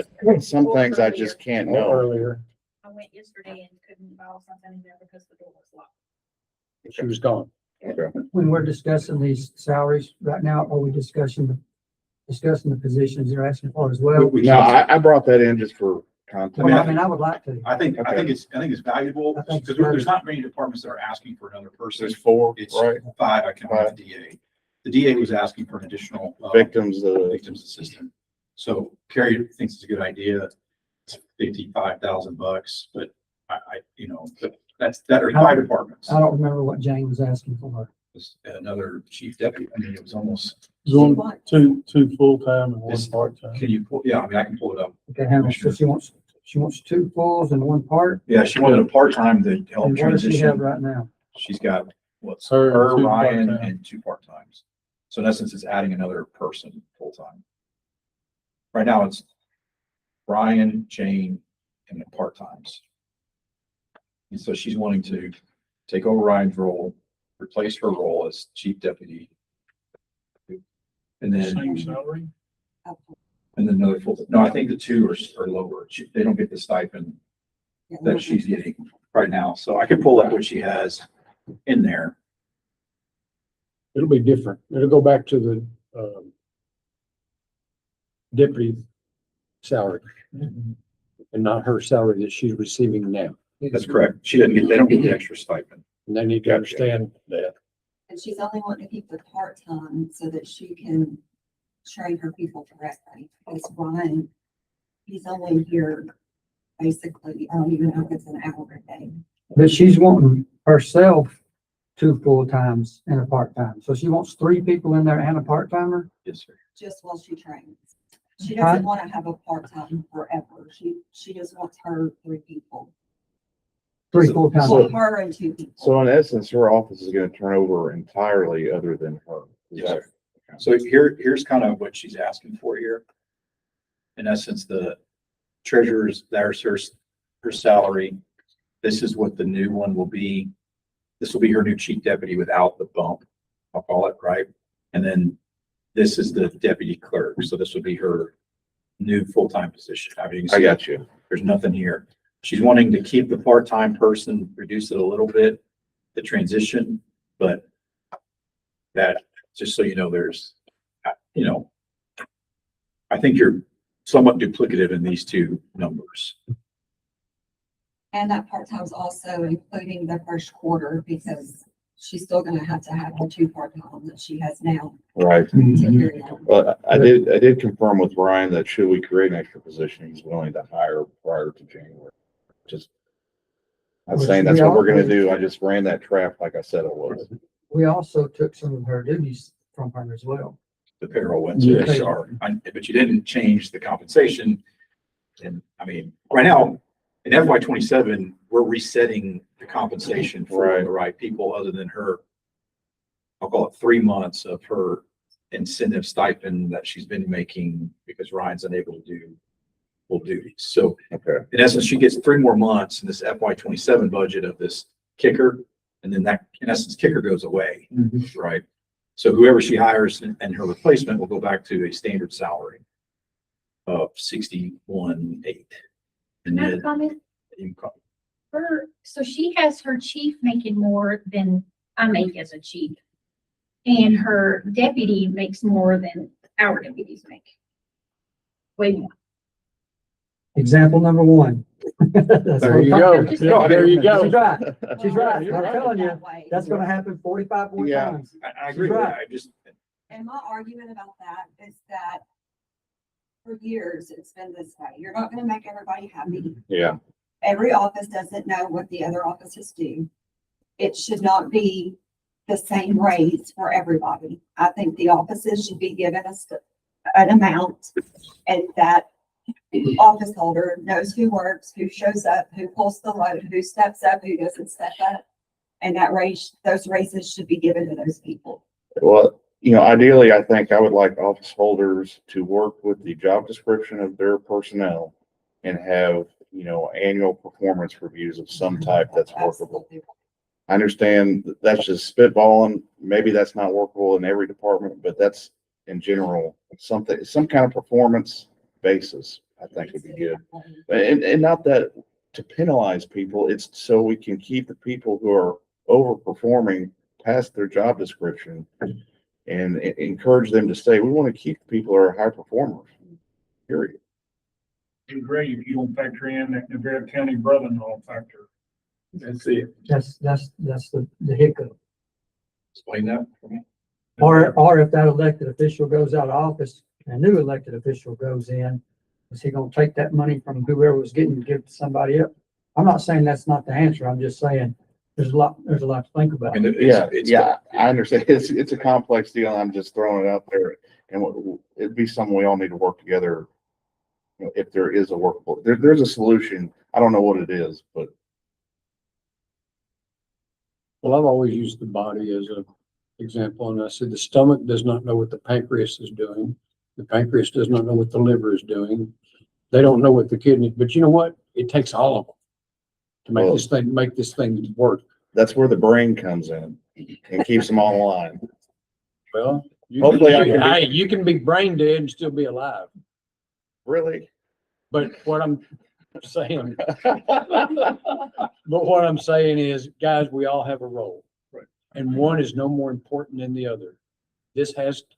Everybody has to do their job to make this whole thing function. No doubt. And, at Guardian Glass, that's at the Kmart, where everybody has to do their job to make the thing work. And you get some slackers on board and you'll see which department ain't pulling their load. On her, and I can tell you now, I'm always gonna lean on the conservative side. On her request for employees, I'm all right with her, and then her having a full-time person to replace, I guess what would be. Replace Ryan the right now. part-time, What's that? someone to replace the part-time or just No. replace her? What I'm So right saying now is, you what I'm saying is you're gonna have her Okay. and another full-timer. Sure. Well, that's gonna already produce more than the two full-timers that What we are in have there right now, now. because one of them's not really full-time. That's a great point. So I'm saying her, a full-timer and a part-timer, not two full-timers. Treasurer, a deputy clerk, a deputy treasurer, and a part-timer. No, a treasurer, A chief. a You're saying treasurer, two full-time and one He's, part. he's saying these right here. including her, two full-times. He's saying and a this right part-timer. here. That's my opinion. So not authorizing the additional position No. essentially. I mean, we took, number one, she's gaining at least 3/4 of another person, Yeah. and we took away her payroll stuff. That's just my opinion. I think those are good points. I mean, that. I would probably put her part-time back to where her current was. She docked it a little bit, but if we did that, if we go down that road, I would put it back to where it was this year, 25. I think that'd be fair. But that's if you decide not to move forward with that line. I mean, there's can't be many duties, if any, that Ryan's performing. So you're getting a whole nother person. I mean, I guess we can speak freely. You go ahead. What does he I do? just said he's pretty much just going to the bank. Okay, so I agree with you, Commissioner. I just want to make sure we're all on the same page. Like, it kind of comes Don't be in on my handy. same page. I'm just giving you No, no, my opinion. I'm just saying, I Y'all- agree. y'all may have a better Information, opinion. information is power in this deal, and I think that's helpful for the conversation. So, I've thought that same thing since she confronted us with it, wanting two full-time people.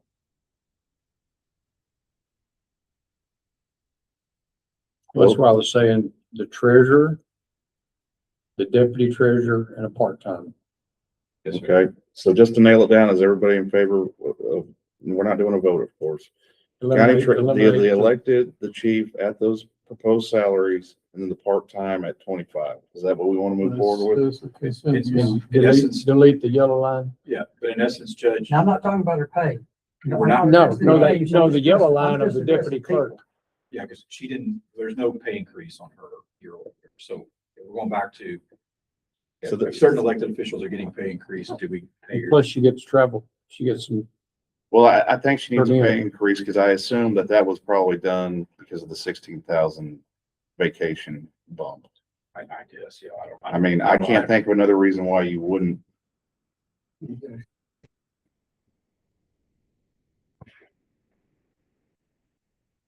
I'm just gonna put, there was kind of a notion of 5%. So that's 5%. Before she gets a travel allowance of $1,800. So it'd be that plus 1,800. On the cell phone. So can we talk about cell phones real quickly? Just, so she's got 2 cell phones in there going in the future. So I don't. You could probably, This is Charlie Adams' that may be point her, of view. her Okay. handwriting. In today's world of people getting phones stolen, losing phones, and I talked to Carrie about it when she was in my office about the victims' assistance. Okay, let's just start with that. They get a cell phone allowance. They have victims' information on their personal phone.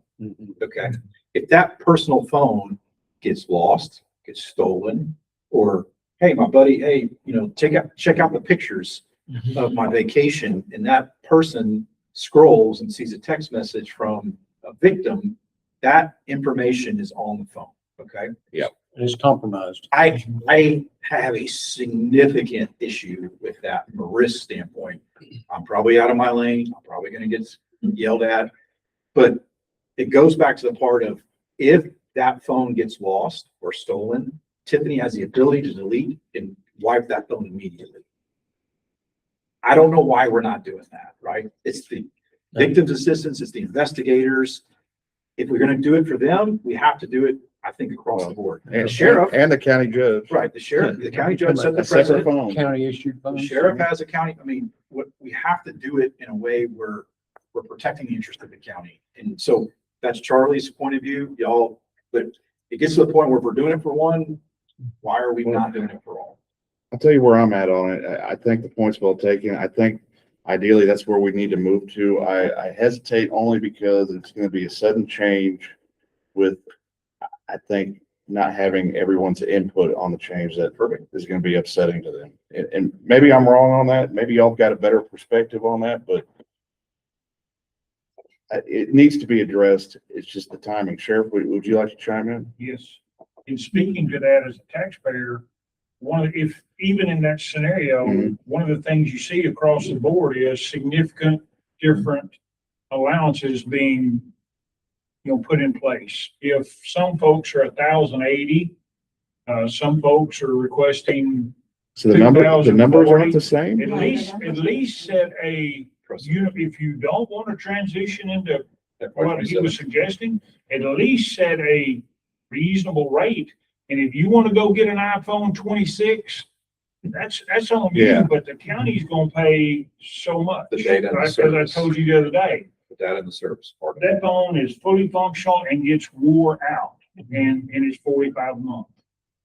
iPhone 6. Yeah, I don't even know I'm what not that aware is. of the difference. I can't, That's for I've you. refused upgrades I don't know because what it it is, would but I'm crash saying my phone if I The upgraded. county, the Navarro County Sheriff's Office has a contract. And any officer over there that's furnished a phone, the rate plan is $45. Yes, sir. That's what mine is. So I go to could I Mexico, go get Canada on it. but I'm not going and updating to the newest and greatest every time. Like you said, I don't know, I'd have to get somebody to show me, but it certainly ain't whatever the latest. And I'll never try to keep up with the Joneses. So my deal of it is you see this throughout all the different offices is set a reasonable rate if you're gonna go one more year with them, a cell phone allowance. And then if you wanna do better than that, that's on you. You make up the difference, because here's the difference. You ain't changing whenever that phone is business or it's personal. Right. So you gotta put a little skin in the game. Yeah. That's just my 2 cents. Well, that's why I made the decision for myself in onboarding. When it comes to county business, I want to be clear that I'm conducting county business from this phone. No personal email, nothing, everything on there. So that it's a clear line that I'm using county funds for county business. I called the commissioner up in Ellis County because I would always have questions on how they did things. And he sent me a text that said, "Do not use this number. Call me on this number." Correct. And he had a county commissioner's phone and so I said, "Yes, sir." So I deleted that number and replaced it with his county number, because I never would call him to see if it's raining up there and how's mama and them. I would call him back. Well, I'm not putting his business in the street. I don't have authority to speak for him, but your district attorney has learned that in the last year. And he is carrying a county issued phone for county business, and then he has his own personal phone. And I have the same, Mhm. but I don't carry the personal phone, but, every day, because it's hard to keep up with, but I have a county phone and then I have a personal phone. Well, the price of cell phones and plans, I pay $220 a year for mine, unlimited everything. To me, we're paying a lot of money for cell phones. Well, When you're getting on up there to $2,040 on some of those requests, That's that's 2 cell phones. a lot. Well, correct me if I'm wrong about, being hesitant to implement something in place right now. As far, I think it's going to be painful regardless, with people being upset. And maybe it's just delaying the inevitable. Y'all are going to have to tell me, your thoughts. I think that the in-between is, set the rate the same for everybody. I think that's Yeah. easy. I think we need to do that now, and then as we get on into the year, if we want to discuss cell phone use and going to county phones, Okay. we can do that. I'm I good think with that. I think it's great. I think with Carrie, she was very adamant. I don't want the victim assistance and the investigators to have all this stuff on their personal phone. I think That's smart. that Yeah. is important from a risk base from the county, you know, I'm just gonna call, I know you get a cell phone allowance. I'm not trying to say anything different, but you know, Yeah. Nat, in essence, isn't gonna have the budget on her cell phone. It's all out in the open anyways. She's not finding anything that's there. So having a preset number for Natalie to be called and stuff, I get it. But like, if you're dealing with confidential information of a victim or part of an investigation, Yes. I believe that that's almost a mandate to do that. I don't know. I mean, you're getting really tricky where that information, That would compromise the county. I would think. Yeah. Do you agree, I can disagree? give you an example, and we haven't discussed this. Every morning, and you can look, if you're one of the recipients of it, there's an email transmitted from the correctional facility that it speaks to the jail roster, who's been placed in there, and the district attorney gets it, and different people, of course, some people, members of the Course County Police Department or whatever. I believe there's 69 recipients on that daily. If that's going to someone's personal cell phone, like a JP. I need to go further. Yeah. And I'm not picking on JPs, I'm just giving an example of That's one example. county business that is going Confidential. to your personal cell phone. Yeah. And like I said, that's one example. That's- And it's that's counted just an through example. all these offices, through Mike's office. So, It's kind of personal Yeah. information. It gets Well, compromised. then I guess what I propose at this point is let's set a uniform rate like the sheriff touched on, so that we don't, assuming, you know, it's not all the same on a per, you know, phone plan basis.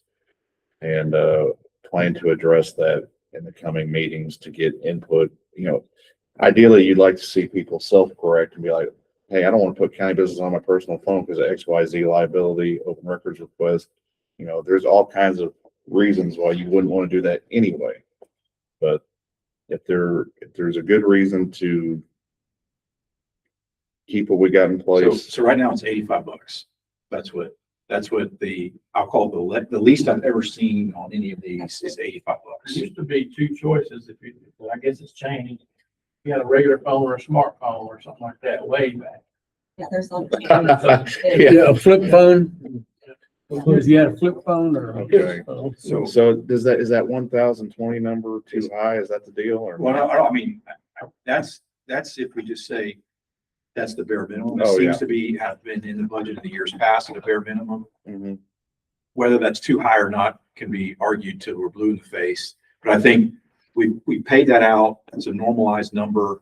And so sticking with that number as the optional one that you say is, Yeah. hey, if you're gonna do it, you get $85. Now, in the future, if y'all want to change that, you can change it, but Yeah. you're not gonna get pushback. if No, you we keep that we flat. gotta stick with that number. We don't have information otherwise. So that 1020, I think. Is the max that somebody will Right. get from a cell phone allowance. I mean, Yeah, because used to was if you had your cell phone, that was one price. If you had your cell phone and email, it was another. Isn't it? That's what, that's what Tyrone's is, because he don't get as much as I do. But because he doesn't have his email on it, so. Well, I think if we do this, we gotta set a minimum standard. If this is my expectation to do, you It's know, just a flat fee. so it's, It sounds like Julie maybe to look into that. if you're gonna do it, these are the expectation that you're gonna do it. Like, you're gonna put your email, you're gonna pick up a text, you're gonna pick up a phone call. And if that may be after hours, maybe after hours. I mean, that's a hard mandate. I'm not trying to stick, but I don't think you can not have one and without the other. I mean, Let me say one other thing, not to, just saying it, is if you are a member of that agency over there and you're given a departmental phone, it allows me to put some regulations in place, like you're to answer that phone. No matter whether you're on duty or not, that's one of the stipends or one of the perks of being able to have that phone. So when you need to call somebody for a work-related question or to call them back to work or whatever, you have some control there. mhm. You have no control over financing someone's personal phone and making them answer it. But that's just me. Then you're getting into the question of, who really needs to have these phones then? Because the kind of person you're gonna call at all hours is a need to have kind of person, and then that begs the question of who are really need to have. Because, not everyone needs to have one, And I looked at that email list real quick, and I can confirm to you, there are people that are getting a cell phone allowance that are receiving those emails.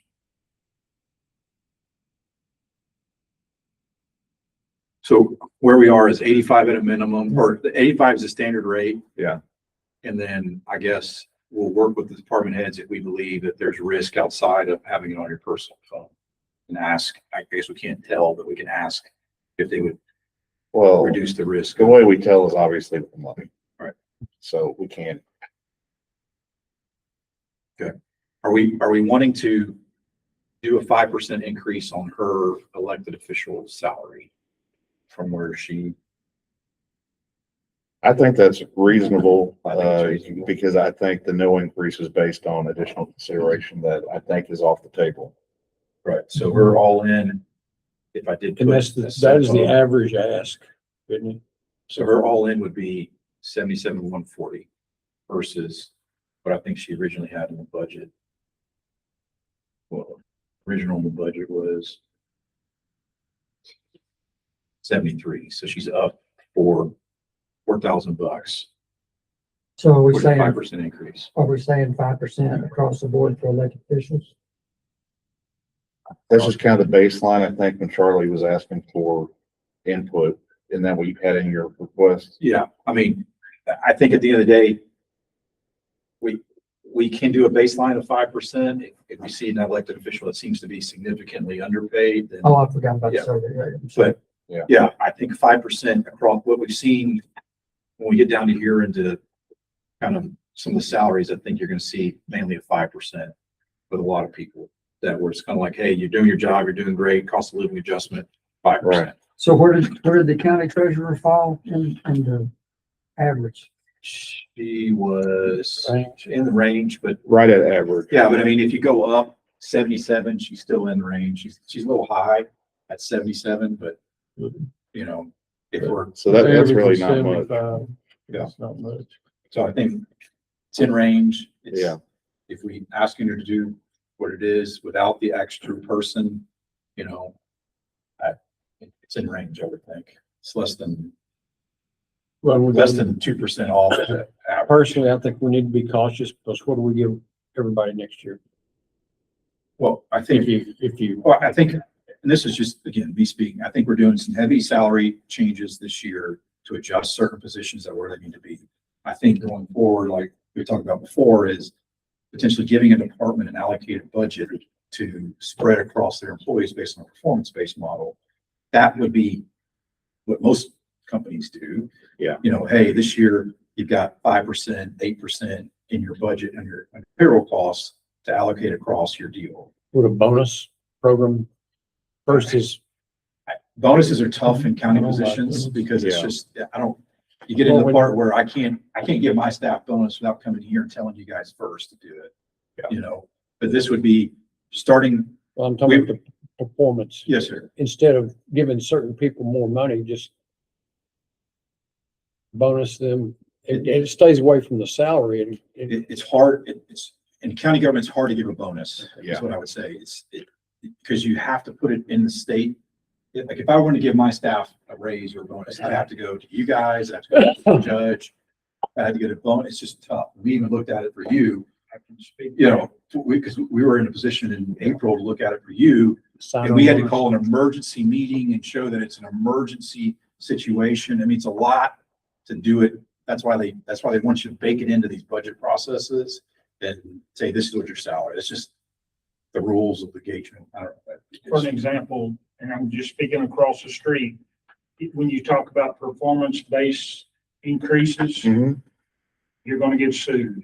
And I'm gonna tell you why. Okay. Is the state of Texas will not allow for a quota for citation tickets. Yeah, For you, And, yeah. and so what you that's did, exactly right. you just painted a portrait to Yeah. say, if you don't write X number of citations, you're not gonna get a performance-based Well, increase. You're gonna get The sued. person never, who, never the land. person Yeah. who writes the most citations gets a bonus. Yeah. Well, then it I turns don't into know a if the race. mayor's over here, but we're all county. But for him, So- yeah, I mean, I think we continue his department for me is one that we have to constantly look out and see what, It's a different animal. right? Because State of the Union. it's just tough. It's Yeah. tough to deal with it. Maybe next year, when everybody publishes their numbers, they're not, they didn't go up 20%. We don't know that until they publish their numbers, right? We look at it, but I think his department is a little bit different because of that certain reason. My department, if you said, Charlie, here, you have 8% on your salary to spread across, I know how to do that relatively easily. Think about your department or your department, Mike. I would love to be able to give a dollar and cents to say, this is your allocated budget. I don't want to speak for you guys. What are your thoughts, Mike? Y'all gonna cut the pie any way you want. I'm gonna have to live with it. That's fine. I don't care. It doesn't, I've got the farmers, and it looks, there's disparity in there because when I hire a new clerk, she comes on at the same rate that I've got one in there that's got 10 years, if they're not a senior clerk or a chief, they're all But following the is there same. rules that they have to be that number, or is that just the way it's always been done? It's just the way it's always been done. I would love to see a more lower base salary for some of the new people coming in. I think gives them some incentives to Yeah, learn. well, and and it doesn't. I because think the a people probationary in their 15 period, maybe. years that make the exact same I thing. think you're speaking more towards a compensation plan where you've got, Yeah. clerk one, you've got 3 steps in that before you move up. And that way, yeah, we may both be clerks, but I'm a 3 and you're 1 because you just started. Yeah.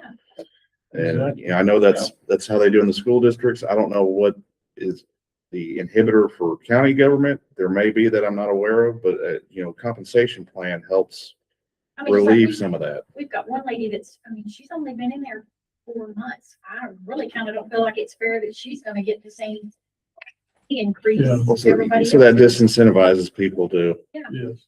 go above and beyond.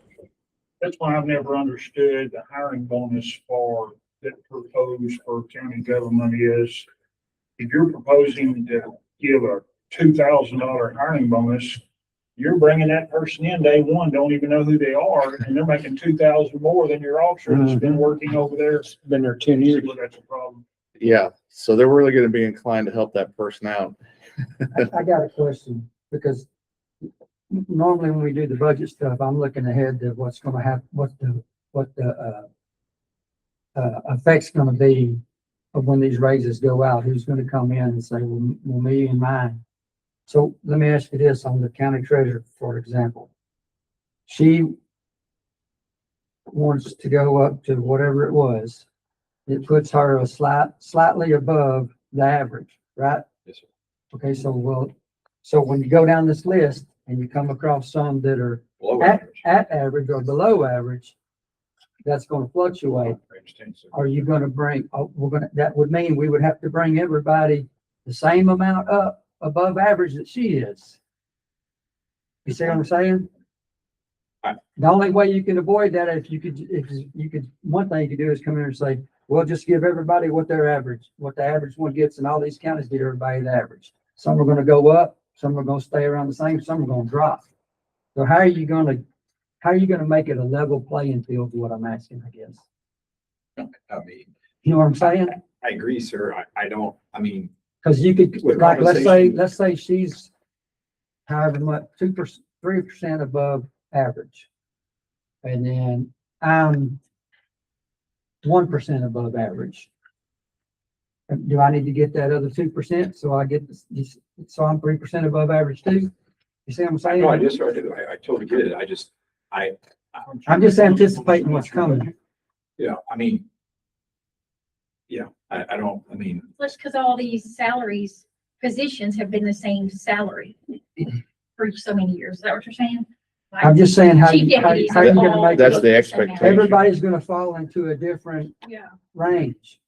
How are you gonna give everybody the same amount of raise, whether that's dollar Well, I mean, wise or percentage wise? let's take the next position, right? The Okay. county clerk is already over the range, right? I don't think you dock the county clerk to be in it. I just like the county judge, like, I think you're really speaking towards not the elected officials necessarily, right? It's the Well, it'll boil employees. down to everybody, but right Sure. now, even the elected official. I think, That's why, I'm not defending the way we always done it, Yeah, because we didn't always do it this way, but in the recent years, it's been an across the board kind of thing. Nobody can come in and say, well, they got more, they used to do it percentage wise. yeah. But then if you had been here however many years and had a higher salary, your percentage was higher than the person that was been here 2 years. I'm not saying that's right or wrong. I'm just saying that's why it went from that way to this way. I don't know which way's best. I'm just saying, I know what's going to come.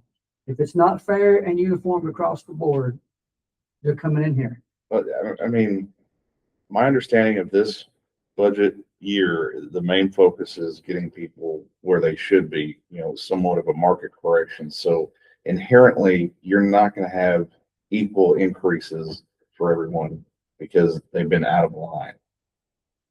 Yeah, but you will have people saying, well, if they're this much above average, why am I not that much above average? But we don't have averages for everybody. We're only going to have the average for the elected officials. Right. Yeah. And that's why we have the in-range figure, that's different. There's a percentage point difference, but, I don't know how to say you're wrong. I'm not trying to say you're wrong, but, that's why it's, within a certain level. I don't know. I don't understand your concern, but I don't really want to just,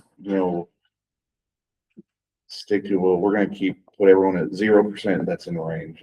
I don't know. I mean, if I like this that. specific one, Like for Sandy, Brad? Yeah, have we thought about a COLA, cost of living adjustment, which would kind of, I think, get to your point, Jason, that everybody gets a $2,000 cost of living adjustment, and then any adjustment above that would be to right size the salaries? well, like for Sandy, for example, where did she say where did she fall? A little above? Yeah. Okay, so, I mean, we don't want to not give her something and give something to somebody else. Mm-hmm. You see what I'm saying? no, I agree. And we may just have to bite the bullet and take the butt chewings. I don't know. Well- I'm just telling you what's going to happen. The butt chewings are unavoidable. We're gonna have them anyway, whatever we do. I mean, it's like, yeah, I mean, I guess this specific position asked for no increase. We are giving the county clerk the same 5% increase, right? So we've shown they're asking for the same. So there's no difference between, we just gave Jane, she came in with nothing. In essence, that treasury position. So we gave them the 5%. So it's kind of a minimum of this 5% that we're seeing as a cost of living adjustment, or however you want to say it. It seems to be the minimum, right? I think we do have to look at some positions, and I'm not picking, everybody's gonna think I'm picking on the JPs, but they came in and asked for a pretty substantial raise, $10,000 raise. Well, that puts them really high. I don't know. I mean, we could say if you're in 5% or 6% of but then the TAC average, you're kind of going, well, those counties I named, but I don't know their financial, physical responsibility, and I don't know how they're managing it. I just put the tax stuff on there to say it's a guideline, how far off are we? Yeah, not a mandate. I don't believe it's a mandate. I just No. think It's useful, but what you're really pointing at is that the data may not be as accurate as you'd like for true apples to apples. and you gotta remember, this data is for last year, not for what they're gonna get next year. Right. So they could be getting a raise, and it substantially changes these numbers, right? If they get it across the board, they may get across the board, or they may come out with a 5% raise, and so it's gonna kick that number different. This is for what they reported for their FY26 salaries. But I look at a 5% for the county treasurer, county clerk. I mean, the district clerk didn't even ask for anything, but if you did a 5% for those positions, you're in line with what everybody's asking. I mean,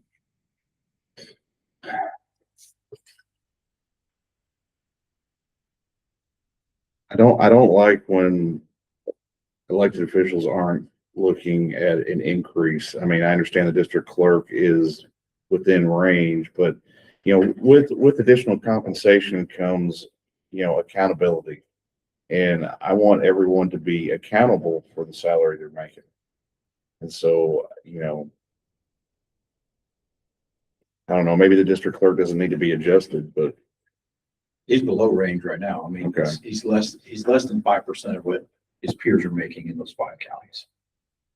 So he's at 71 and they're at 75. So if we gave him a 5% range, he'd be almost spot on. Or the other counties are. But I do like what you say. Hey, we're going to give you a bump, but in essence, we're going to be asking a lot more of you. because you invite the argument of, well, I didn't even ask for a raise. What are you upset with me for? You know, like, well, you still got to do your job. Right. I mean, let's just, since he's in the room, I mean, we'll take Mike's salary, right? I mean, Mike asked for a 5% raise, but he's in essence, it says in range, but that's just because we used it as, he's $7,000 less than his peers. Yeah. And so do we want to get him closer to his peers, which would then in essence be a little bit more than a 5% raise? I think now's the time to do that. I think that's the goal of this budget cycle, isn't it? Investment people, we've been talking about this all I the mean, time. because we're not going to do it the same way next year. I mean, we can have a similar format, but we're not going to be as concerned with adjusting people, because if we do things right this go around, they're going to be in line where they should have been. And that's what we started with you for a half day, or just presenting to you for a half day. So We spent a that long way, time doing it. as soon as we get this, we won't get it 100% correct, I'm sure, but as close as we can get it, then next year we're truly looking at, how are we performing, without getting into liability issues, performance and need. Right. I mean, I look at Mike's position. I mean, like he said, he's got $100 million running through his account on a daily basis or on an annual basis because he's paying everybody else. He's managing that. Him being 10% below the range, even with a 5% increase before they change their salaries, seems to be low, and to get him up to range is another $7,000. We showed you at the beginning, there's a $1.5 million that we're playing with on a surplus basis now. This is where I'm saying, like you say, Judge, it's like getting him more in line with what it is. We're never going to make everybody happy. I mean, that. My goal would be to get everybody at least to what the average is. And if you decide to go a little bit above that average, and remember, we're dealing with some counties that were on the lower end of the population. Right. If we're going to get everybody around the average or a little above the average, whatever that percentage above the average is, needs to be the same for everyone. Or as close as we can get it, or we're going to have pushback. And that's fine. If we want to have pushback and take the butt chewings, I'm on board. I'm just trying to keep it as fair as I can keep it in my head. Right. I mean, maybe you get a butt chewing for Mike to get him up $7,000 more, and then you go, well. I mean, if Mike's that far behind, that's a shame. Right. I mean, What- he could say, well, I need 8,000. And that's fine when you're It is. addressing people that are far behind. Right. At some point, you're going to be addressing. Well, we're going to people deal that with are the next ahead. one. I mean, look at the next 4. Yeah. Right? I mean, that's your butt chewing. Yeah. Maybe Mike's going to come in here and butt chew you for him giving, instead of a $3,000 raise, you're going to give him a $10,000 raise because he's going from 72 to 82. But maybe he's going to chew your butt for a $10,000 raise. But you're going to get that's the next 4 where you're going to hear about it. And I'm not, again, picking on anybody. I'm just looking at data. I could say any names to the far left there, but that's where they came in and asked for a 13% raise. And Mike asked for 5, and he's below the average.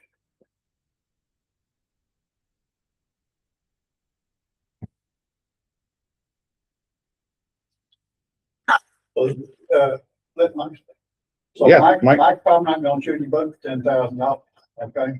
But Mike's gonna get his butt chewed from everybody else for that in the county and the free world. Oh, I'm big boy, I'll take it. Not like we For will. 10 grand, you think that, maybe not, maybe so. Yeah. Well, they're We're going a to target, we're the face of it. They don't know you. I know, Maybe but as they're much going as to they know who say gave it to you. And I'm not, we ain't pissing on, this ain't a contest either, I'm just saying. I'm good with that. If you're looking at what you're looking at though, if you wanna change this and get it in parity, Are you just gonna look at the average, the tax averages, and that's gonna be your baseline if you want to do better, because that'll put everybody, what it put everybody it'll put everybody in range. I mean, that's what I'm trying, I mean, yeah. I'm just asking if that's what you're gonna do. You're gonna have to change it to the tax average, or you're gonna have to just say, well, here's gonna be our middle, you know, if our base was Well, that's what I was whatever it saying was, earlier. 72, and we're gonna just 5 across from that, and 77 or 75 or whatever the number comes to, that's what you're gonna get. That's gonna be elected official. We're gonna publish it. You're gonna have to sign off for it. That's where you're gonna be. And that tax average is probably, based on the counties we've used, is probably a little bit high. Would you agree? Say that again. You said the populations were from 55 to 90. 9. Yeah. So that average, that tax average is probably a little high for Navarro County, correct? Maybe, maybe. It goes back to the tax basis. Oh, that's an average. I don't know. Right. I don't know, That changes, I think. you know, I don't know enough about Anderson County, Hood County, or Van Zandt County or Wise to know whether their tax basis is what we have and they're doing what we're doing. They may have 99,000 people. I don't mean to be rude, but they may live underneath a certain poverty line where we're having lakefront properties and we have, you know, we have a tax base to support a bigger deal. They may have more people, but we have a bigger tax base. So I can do that math, or I can come up with that math. No, You know, I'm just trying to, yeah. I look at it as it's a point in the sand for us to evaluate against. I don't know if it's the North Star or somebody at point in the sand, but I'd hate to say that we're substantially below in certain positions, like for a minimal increase to get Mike's office to the range of where it needs to be. If anybody in the county wants to bitch about it, complain about it, you know, I mean, he's running a lot of stuff in an environment that he needs to be. You're not ever gonna find a county, we can take these counties in the comparisons based on population, based on demographics, based on tax rate. We're not ever gonna find the perfect Yes, sir, that's correct. fit for us to look at, Yes, sir. but it gives us a ballpark. That's what I'm trying to do here. Yeah, If you take this right here, if you don't mind me inputting one more time. The problem is, or as I see it, you've got some specific offices, I didn't say office holders, that are within this county that are making salaries far above what some of these elected officials' salaries are. And they're not being compared in a tax average. mhm. And I hope you don't ask me to identify them, but I can. And your problem with trying to get in there and individualize is you're gonna run into that right there is. Yeah, not everyone's subject to I'm the here tax tell you, average. It's the North Star. It's shining bright Yeah, because I've heard some of it and seen some of it. There are definitely Always positions, It's way out of line. So, you know, because it's in your office. So, I mean, right. to speak specifically to you, without naming any other names. I mean, yeah, I mean, there are people, and there are positions where I give for instance, the county auditor. If you look at the county auditor across different counties, they're making more than a lot of elected officials, you know, and that's because their job is supposed to be different than maybe that one elected official. And so you're going to have that. You just have to look at it and go, I know the county judge or the district judge in Comal, he's like, well, shit, my county auditor is making more than me as the county judge. She was making 250, you know, and the county judge are making 225 or 230. And he's like, well, she's administering this big of a budget. She's going out and get grants. It's hard for me to say to vote against her because she's bringing in the money to do it. So it's one of those things where you're just getting certain positions are going to hold a value bigger than an elected official. Because there's justifications there that are Right. somewhat unique. And I think, but yeah, when It's they're just not like- there and we're just like, I want to get there because it's just right duty, that's where y'all have to come in and say, hey, you know, this is where the line needs to be drawn. And, you know, I think pervasively what we're going to see across the departments, I think you just said it too, is like, where's the deputy salary going to be relative to that department, right? And so, because that person is the right-hand person, if the person goes down, you know, where do we want to compensate that first in command or second in command, say, but going back to these numbers, I mean, I don't know. I mean, giving the district clerk a 5% raise puts him in range. I don't have any problem at all addressing the people that are below. That obviously has to be done. Yeah. The ones that are over, do we not give them a raise at all? Well- That's my question. That's what you've been doing. I mean, at the end of the I day, mean, is that not right? I'm asking. I don't, We've all kind of just said on the same thing now. You know, say you and I make the same money, but you've got more total compensation. I mean, yeah, y'all, I'm not picking on you. Because of travel and whatever, the extra stuff that goes to your total compensation. You know, I show up, do my job, I get what I get, a cell phone and, travel, maybe, whatever. So you get total compensation, you get a big disparity on some, but it goes with the territory, you know, they ain't give me 350 miles of road to ride every day. So Yeah. I'm doing all right. Without having, you know, getting paid for that. I mean, Sure.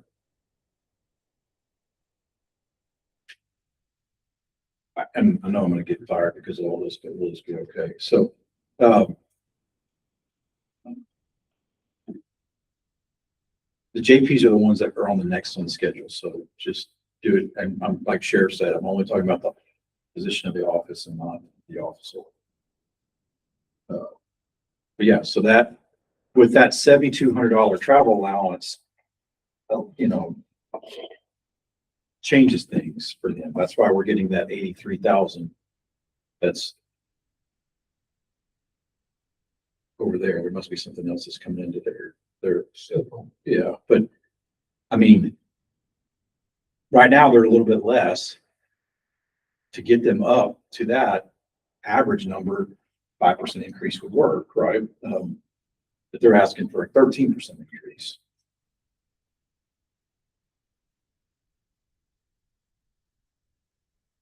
I mean, I know I'm stupid, but it just indulge me for a minute. Right now, they're making 76. And the TAC average is 79. But they want to go to 86. So they want to be paid what, 7,000 or 8,000 higher than the average JP in our study? I mean, that don't sound right to me. Yeah. Yeah. But we just need to get them up to the average. Well, Jason, just like last 5 years, where everybody got raises except people at this table. Not counting their longevity You pay. know, it's, Longevity is something. And don't forget. and don't I would forget- love to make $150,000 a Right. year. But you know what? Not counting their longevity pay, adding a 5% increase off their base salary. Okay, plus their cell phone, plus their travel allowance. That would put them at 178. Right, so if I go back to here, that puts them right at the average. Yeah, right above it. I'm good with that. Now, okay, so here's my next question. I know I keep repeating this. Are they going to come in and say, well, yeah, we're right at the average, but Jane's 3% above the average. We want to be 3% above the average too. That's the question we'll get. I would want something. Yeah, and don't forget also, we don't ever mention it, but don't forget, we took a hit, the county took a hit this year on that 14% increase in insurance too. That we had. Across the board, yeah, and I get it, I get it, 100%. That's in there too. Well, and that's your answer. That's your justification. You know, well, here's 14%. You know, you pay that, I'll pay this. Yeah, I'll pay you 30%. Yeah. You take Each your raise up. I agree, I'm with you, okay. I'm gonna play just the counter, just to counter it, right? They have no control who the county picks as their insurance provider or the plan, right? I mean, and so, yes, it's a benefit that the county's given across the board, a peanut butter approach to every employee, that they will pay for employee only and employee plus child, one child. They don't have any choice whether it's Blue Cross or, you know, TAC sets that rate. So I agree, it's the county absorbs it. They need to know that, but it's kind of out of their hand to pick what it is.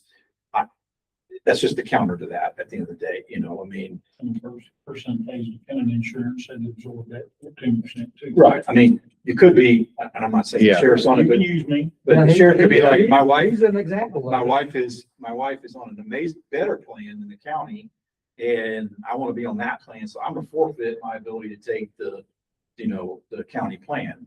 So not everybody, you'd be stupid not to take the county plan, but you know, Right. maybe I'll give you my own situation, you know, there's in vitro and fertility stuff that's on my wife's plan. I'm like, hell, I need to be on that plan because of certain situations, right? And so I went and moved over to that plan because there was an ability to capture more money for, you know, fertility medicine. And so that's More coverage. it's more covered. So I agree with you. We'd like There's to a have 4% any increase, coverage.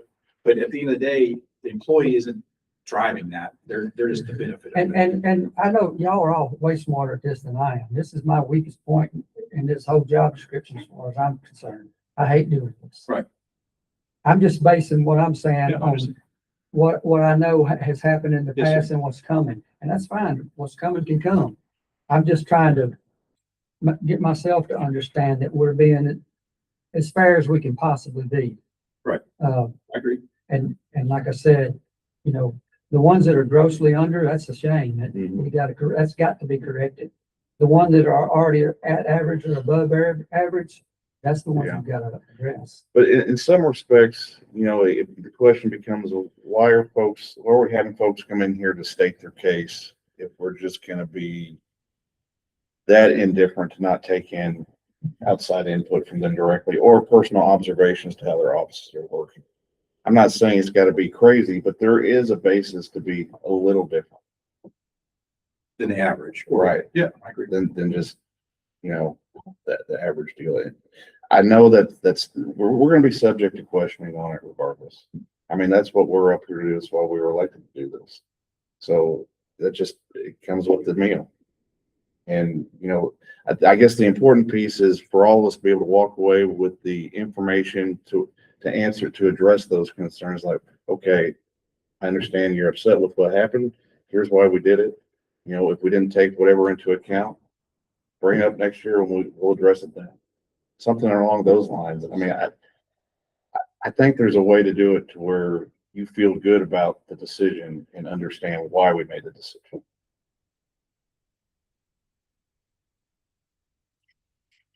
The understanding why is very important. Right. So, You know, because that's what we're asking people. That's why we wanted justification for what you're asking, because in turn, we've got to be able to say, well, this is why, this is what was presented to us. And we believed him or had personal knowledge that was correct. And so you're also asking for candor to this court. You know, I assume people didn't come in here and lie and present false information, but I admit I didn't go and double check everybody either. I think a perfect example is obviously his department, right? I mean, we went through an in-depth discussion of his department, where his chief deputy needs to be in order to be in line with the counties that we submitted, right? And so that, in essence, that was a $20-something thousand increase. Well, in order to get him in line with his peers, we've got to get him, he can't be making more than the sheriff in this situation. So in that case, we're going to have to ship a salary deal. I think in line with what we're looking at here, like you said, it is a little bit of performance based. A little bit. And it is county, we're using multiple data points now to make a decision instead of just a feel good. Yeah, and so this is $3,000 just raise. one piece of the 100%. equation. And so it is very informative because it's the easiest to say this is a comparison, even though we have to know it's not true apples to apples, because, you know, not every JP's office is like the other counties. Not our treasurer's office isn't like other counties' treasurer's office based on responsibilities. You know, the JP's, for example, the case they presented was that their caseload has gone up substantially. You know, that's their justification. I know they had others. I don't remember off the top of my head. I think the big thing was that they're in the last couple of months, their caseload has gone up substantially. I would caveat it by there was a sting operation for the last 2 months With the World going Cup. on with the World Cup. So I looked at the sheriff, but obviously that sting operation isn't going to continue because there's not 60 Right. patrol officers. It's already shut down. You know, at the end of the day, the That's what I'm finals was thinking. over. So Yeah. I using that as a microcosm of, hey, oh, my caseload's gone up, but that sting operation is no longer there. So Right. I'm not trying to push the JPs, please don't. say No, we that. want to deal with facts. You know, I This- just. this wanna isn't- make sure well, that- You know, I get an email from JJ's office. And when he's, has court, and it's something, debt claim. Debt claim from here to here. People, and it's collection agencies and credit cards. Yeah, there's a few hospitals in there. But don't forget that here within the last couple of years, the JP jurisdiction has cut. Well, it went from 10 to 20,000. Cost of 20,000. That's right. It took it out of your court and put it in their court. Puts more on them, puts a little more on us. And see, But there's you a, also there's a remember that justification. in most counties, and this is not a shot at every one of those JPs are my friends. Yeah. But in most, everything is different, you know, no matter what, it's different over there than it is over here, blah, blah, blah. But in most counties, the JP has a location within their own Right. precinct and they staff it.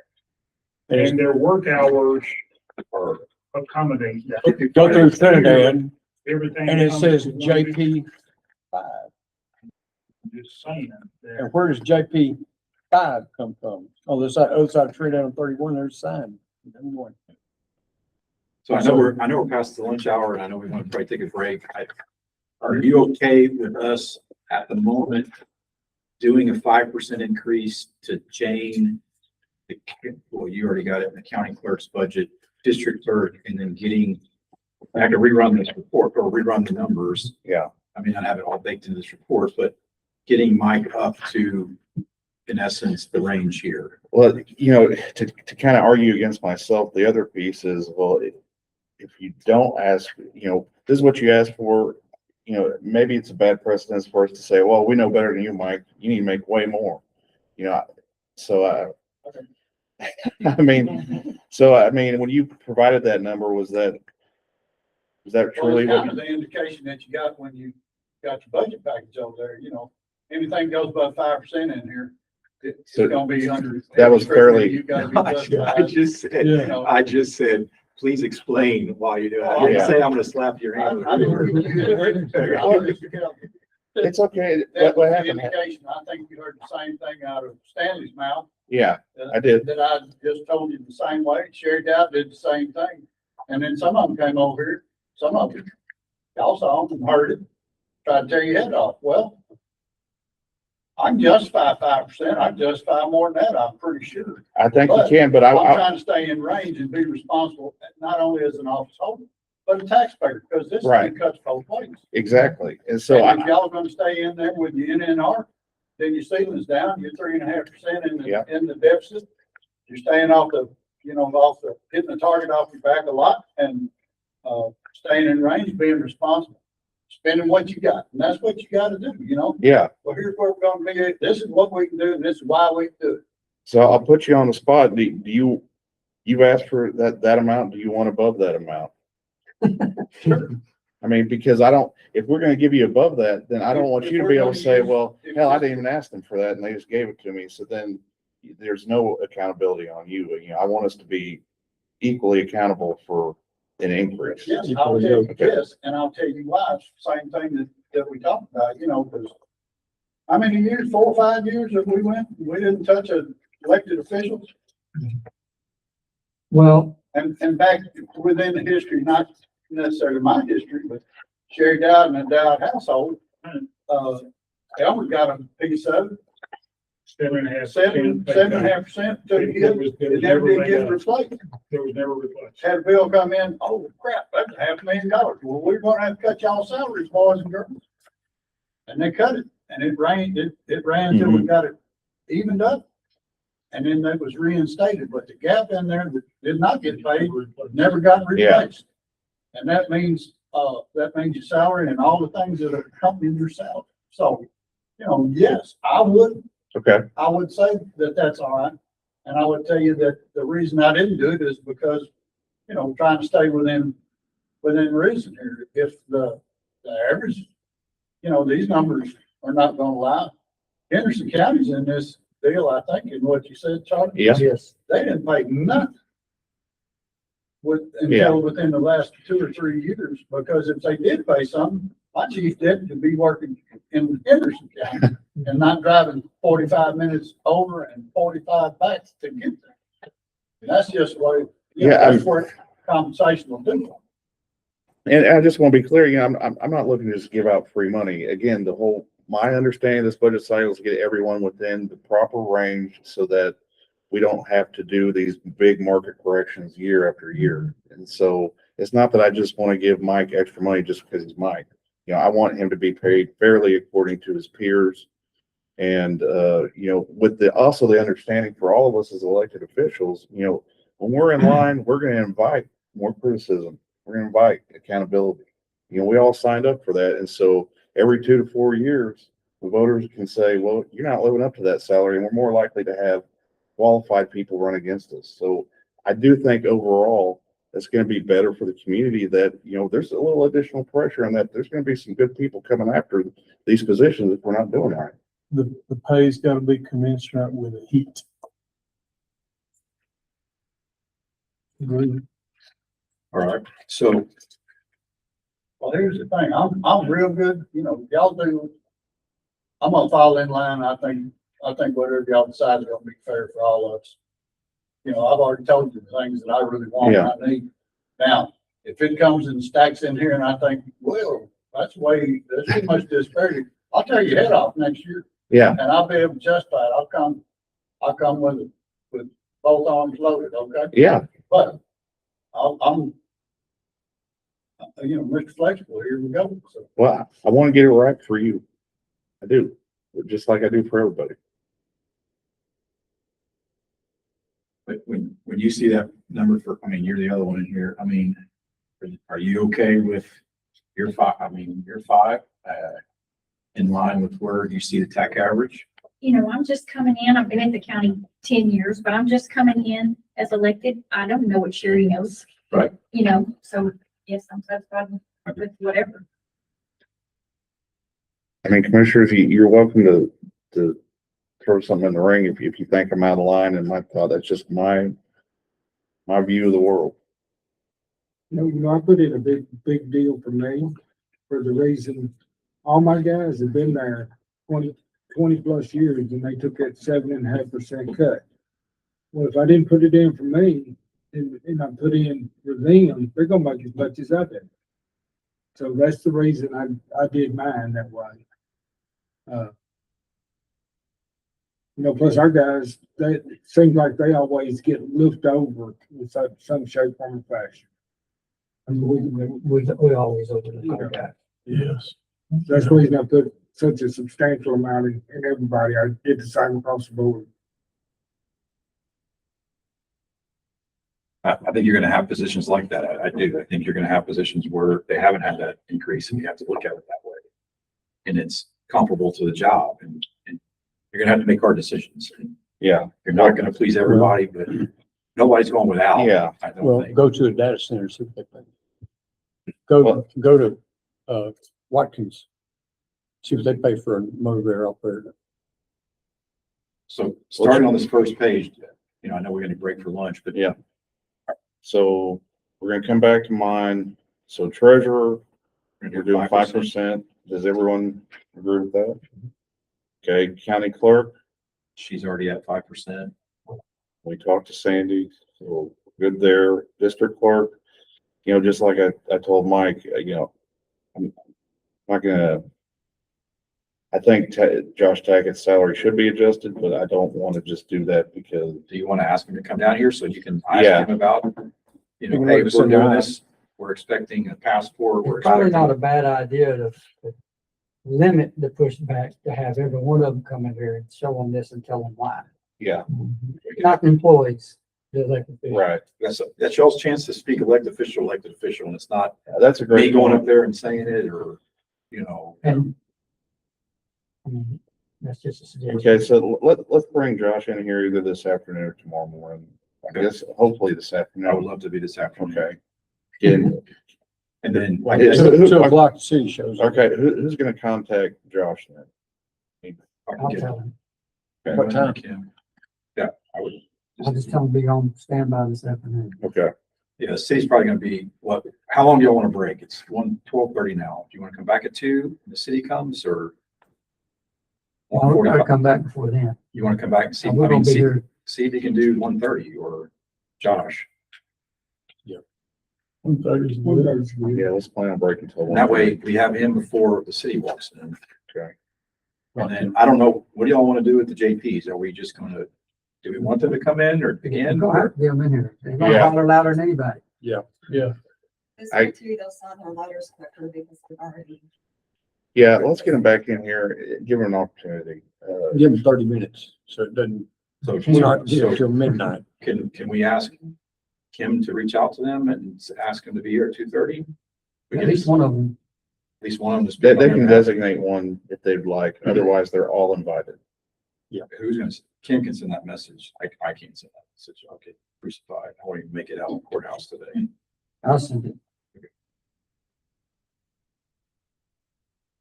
All right. So we'll come back to them. Okay, what do y'all want to do with Mike's then? I think put them up at the average. At least, In essence, yeah, it'll be in essence a 10% raise for Mike. You good with that, Mike? I'm really asking, I'm not trying to, Yeah, I'm good with that. I'm Okay. not joking. I mean, 20, 30%? I mean, while we're I think asking, that's excessive. asking and I getting I still do the think same. that's, by average, I think that's a real number. And I think that's. It's fair. You know, their tax stuff, they're tied back to state averages.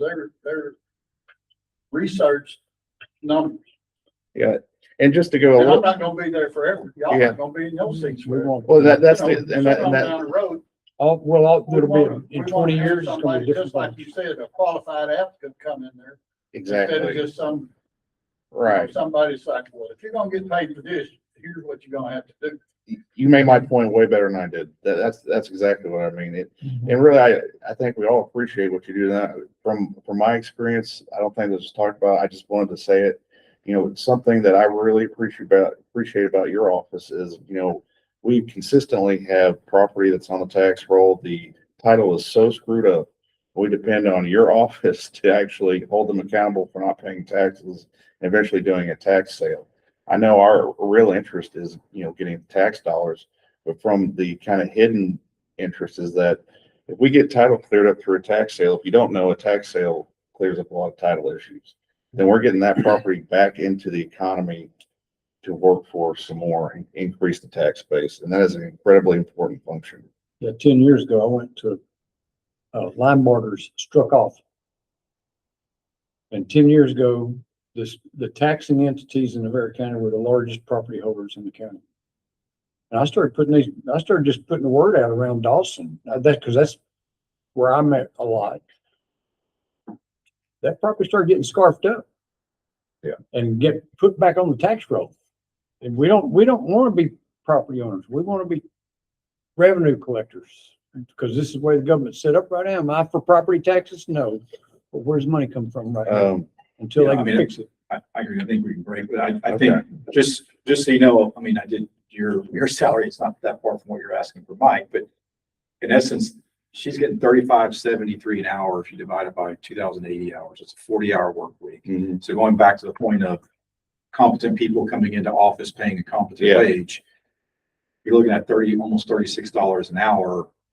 You know, that's, I mean, Yeah. it's still in the lower range of a competent person running an entire district or county clerk's office. So Rome wasn't built in a day, but that, when you look at the number on a per hour basis, that's not too out of line. We're Yeah. getting there. Yeah. No, you're right. So Mi- Mike, are you gonna be able to be here at 1:30? I mean, Davis. Yeah. I just don't want to lose you because we haven't gotten to the constables yet. Are you going to be speaking on, but would you be willing to speak on behalf of the rest of the constables, or do we need to notify each one of them as I well? mean, I would notify them out of respect. Yeah. But if they can't make it, I know Kip can't because he's off on cruise, Okay. but I will be back. Well, he's already making too much money. Would He's you, telling me. would you mind taking that and letting them know that? Sure. Okay. I can send out a group text. They're shutting all cell warrants down this week with him gone. Okay, I just want to make sure, that we get everybody. I appreciate you doing all this work, Charlie. Yes, Because, sir. I mean, Thank you. this does, you can't justify what's fair and what's not fair about this, at least. Okay, all right, we are gonna break You're texting Josh, right? till 1:30. The JPs.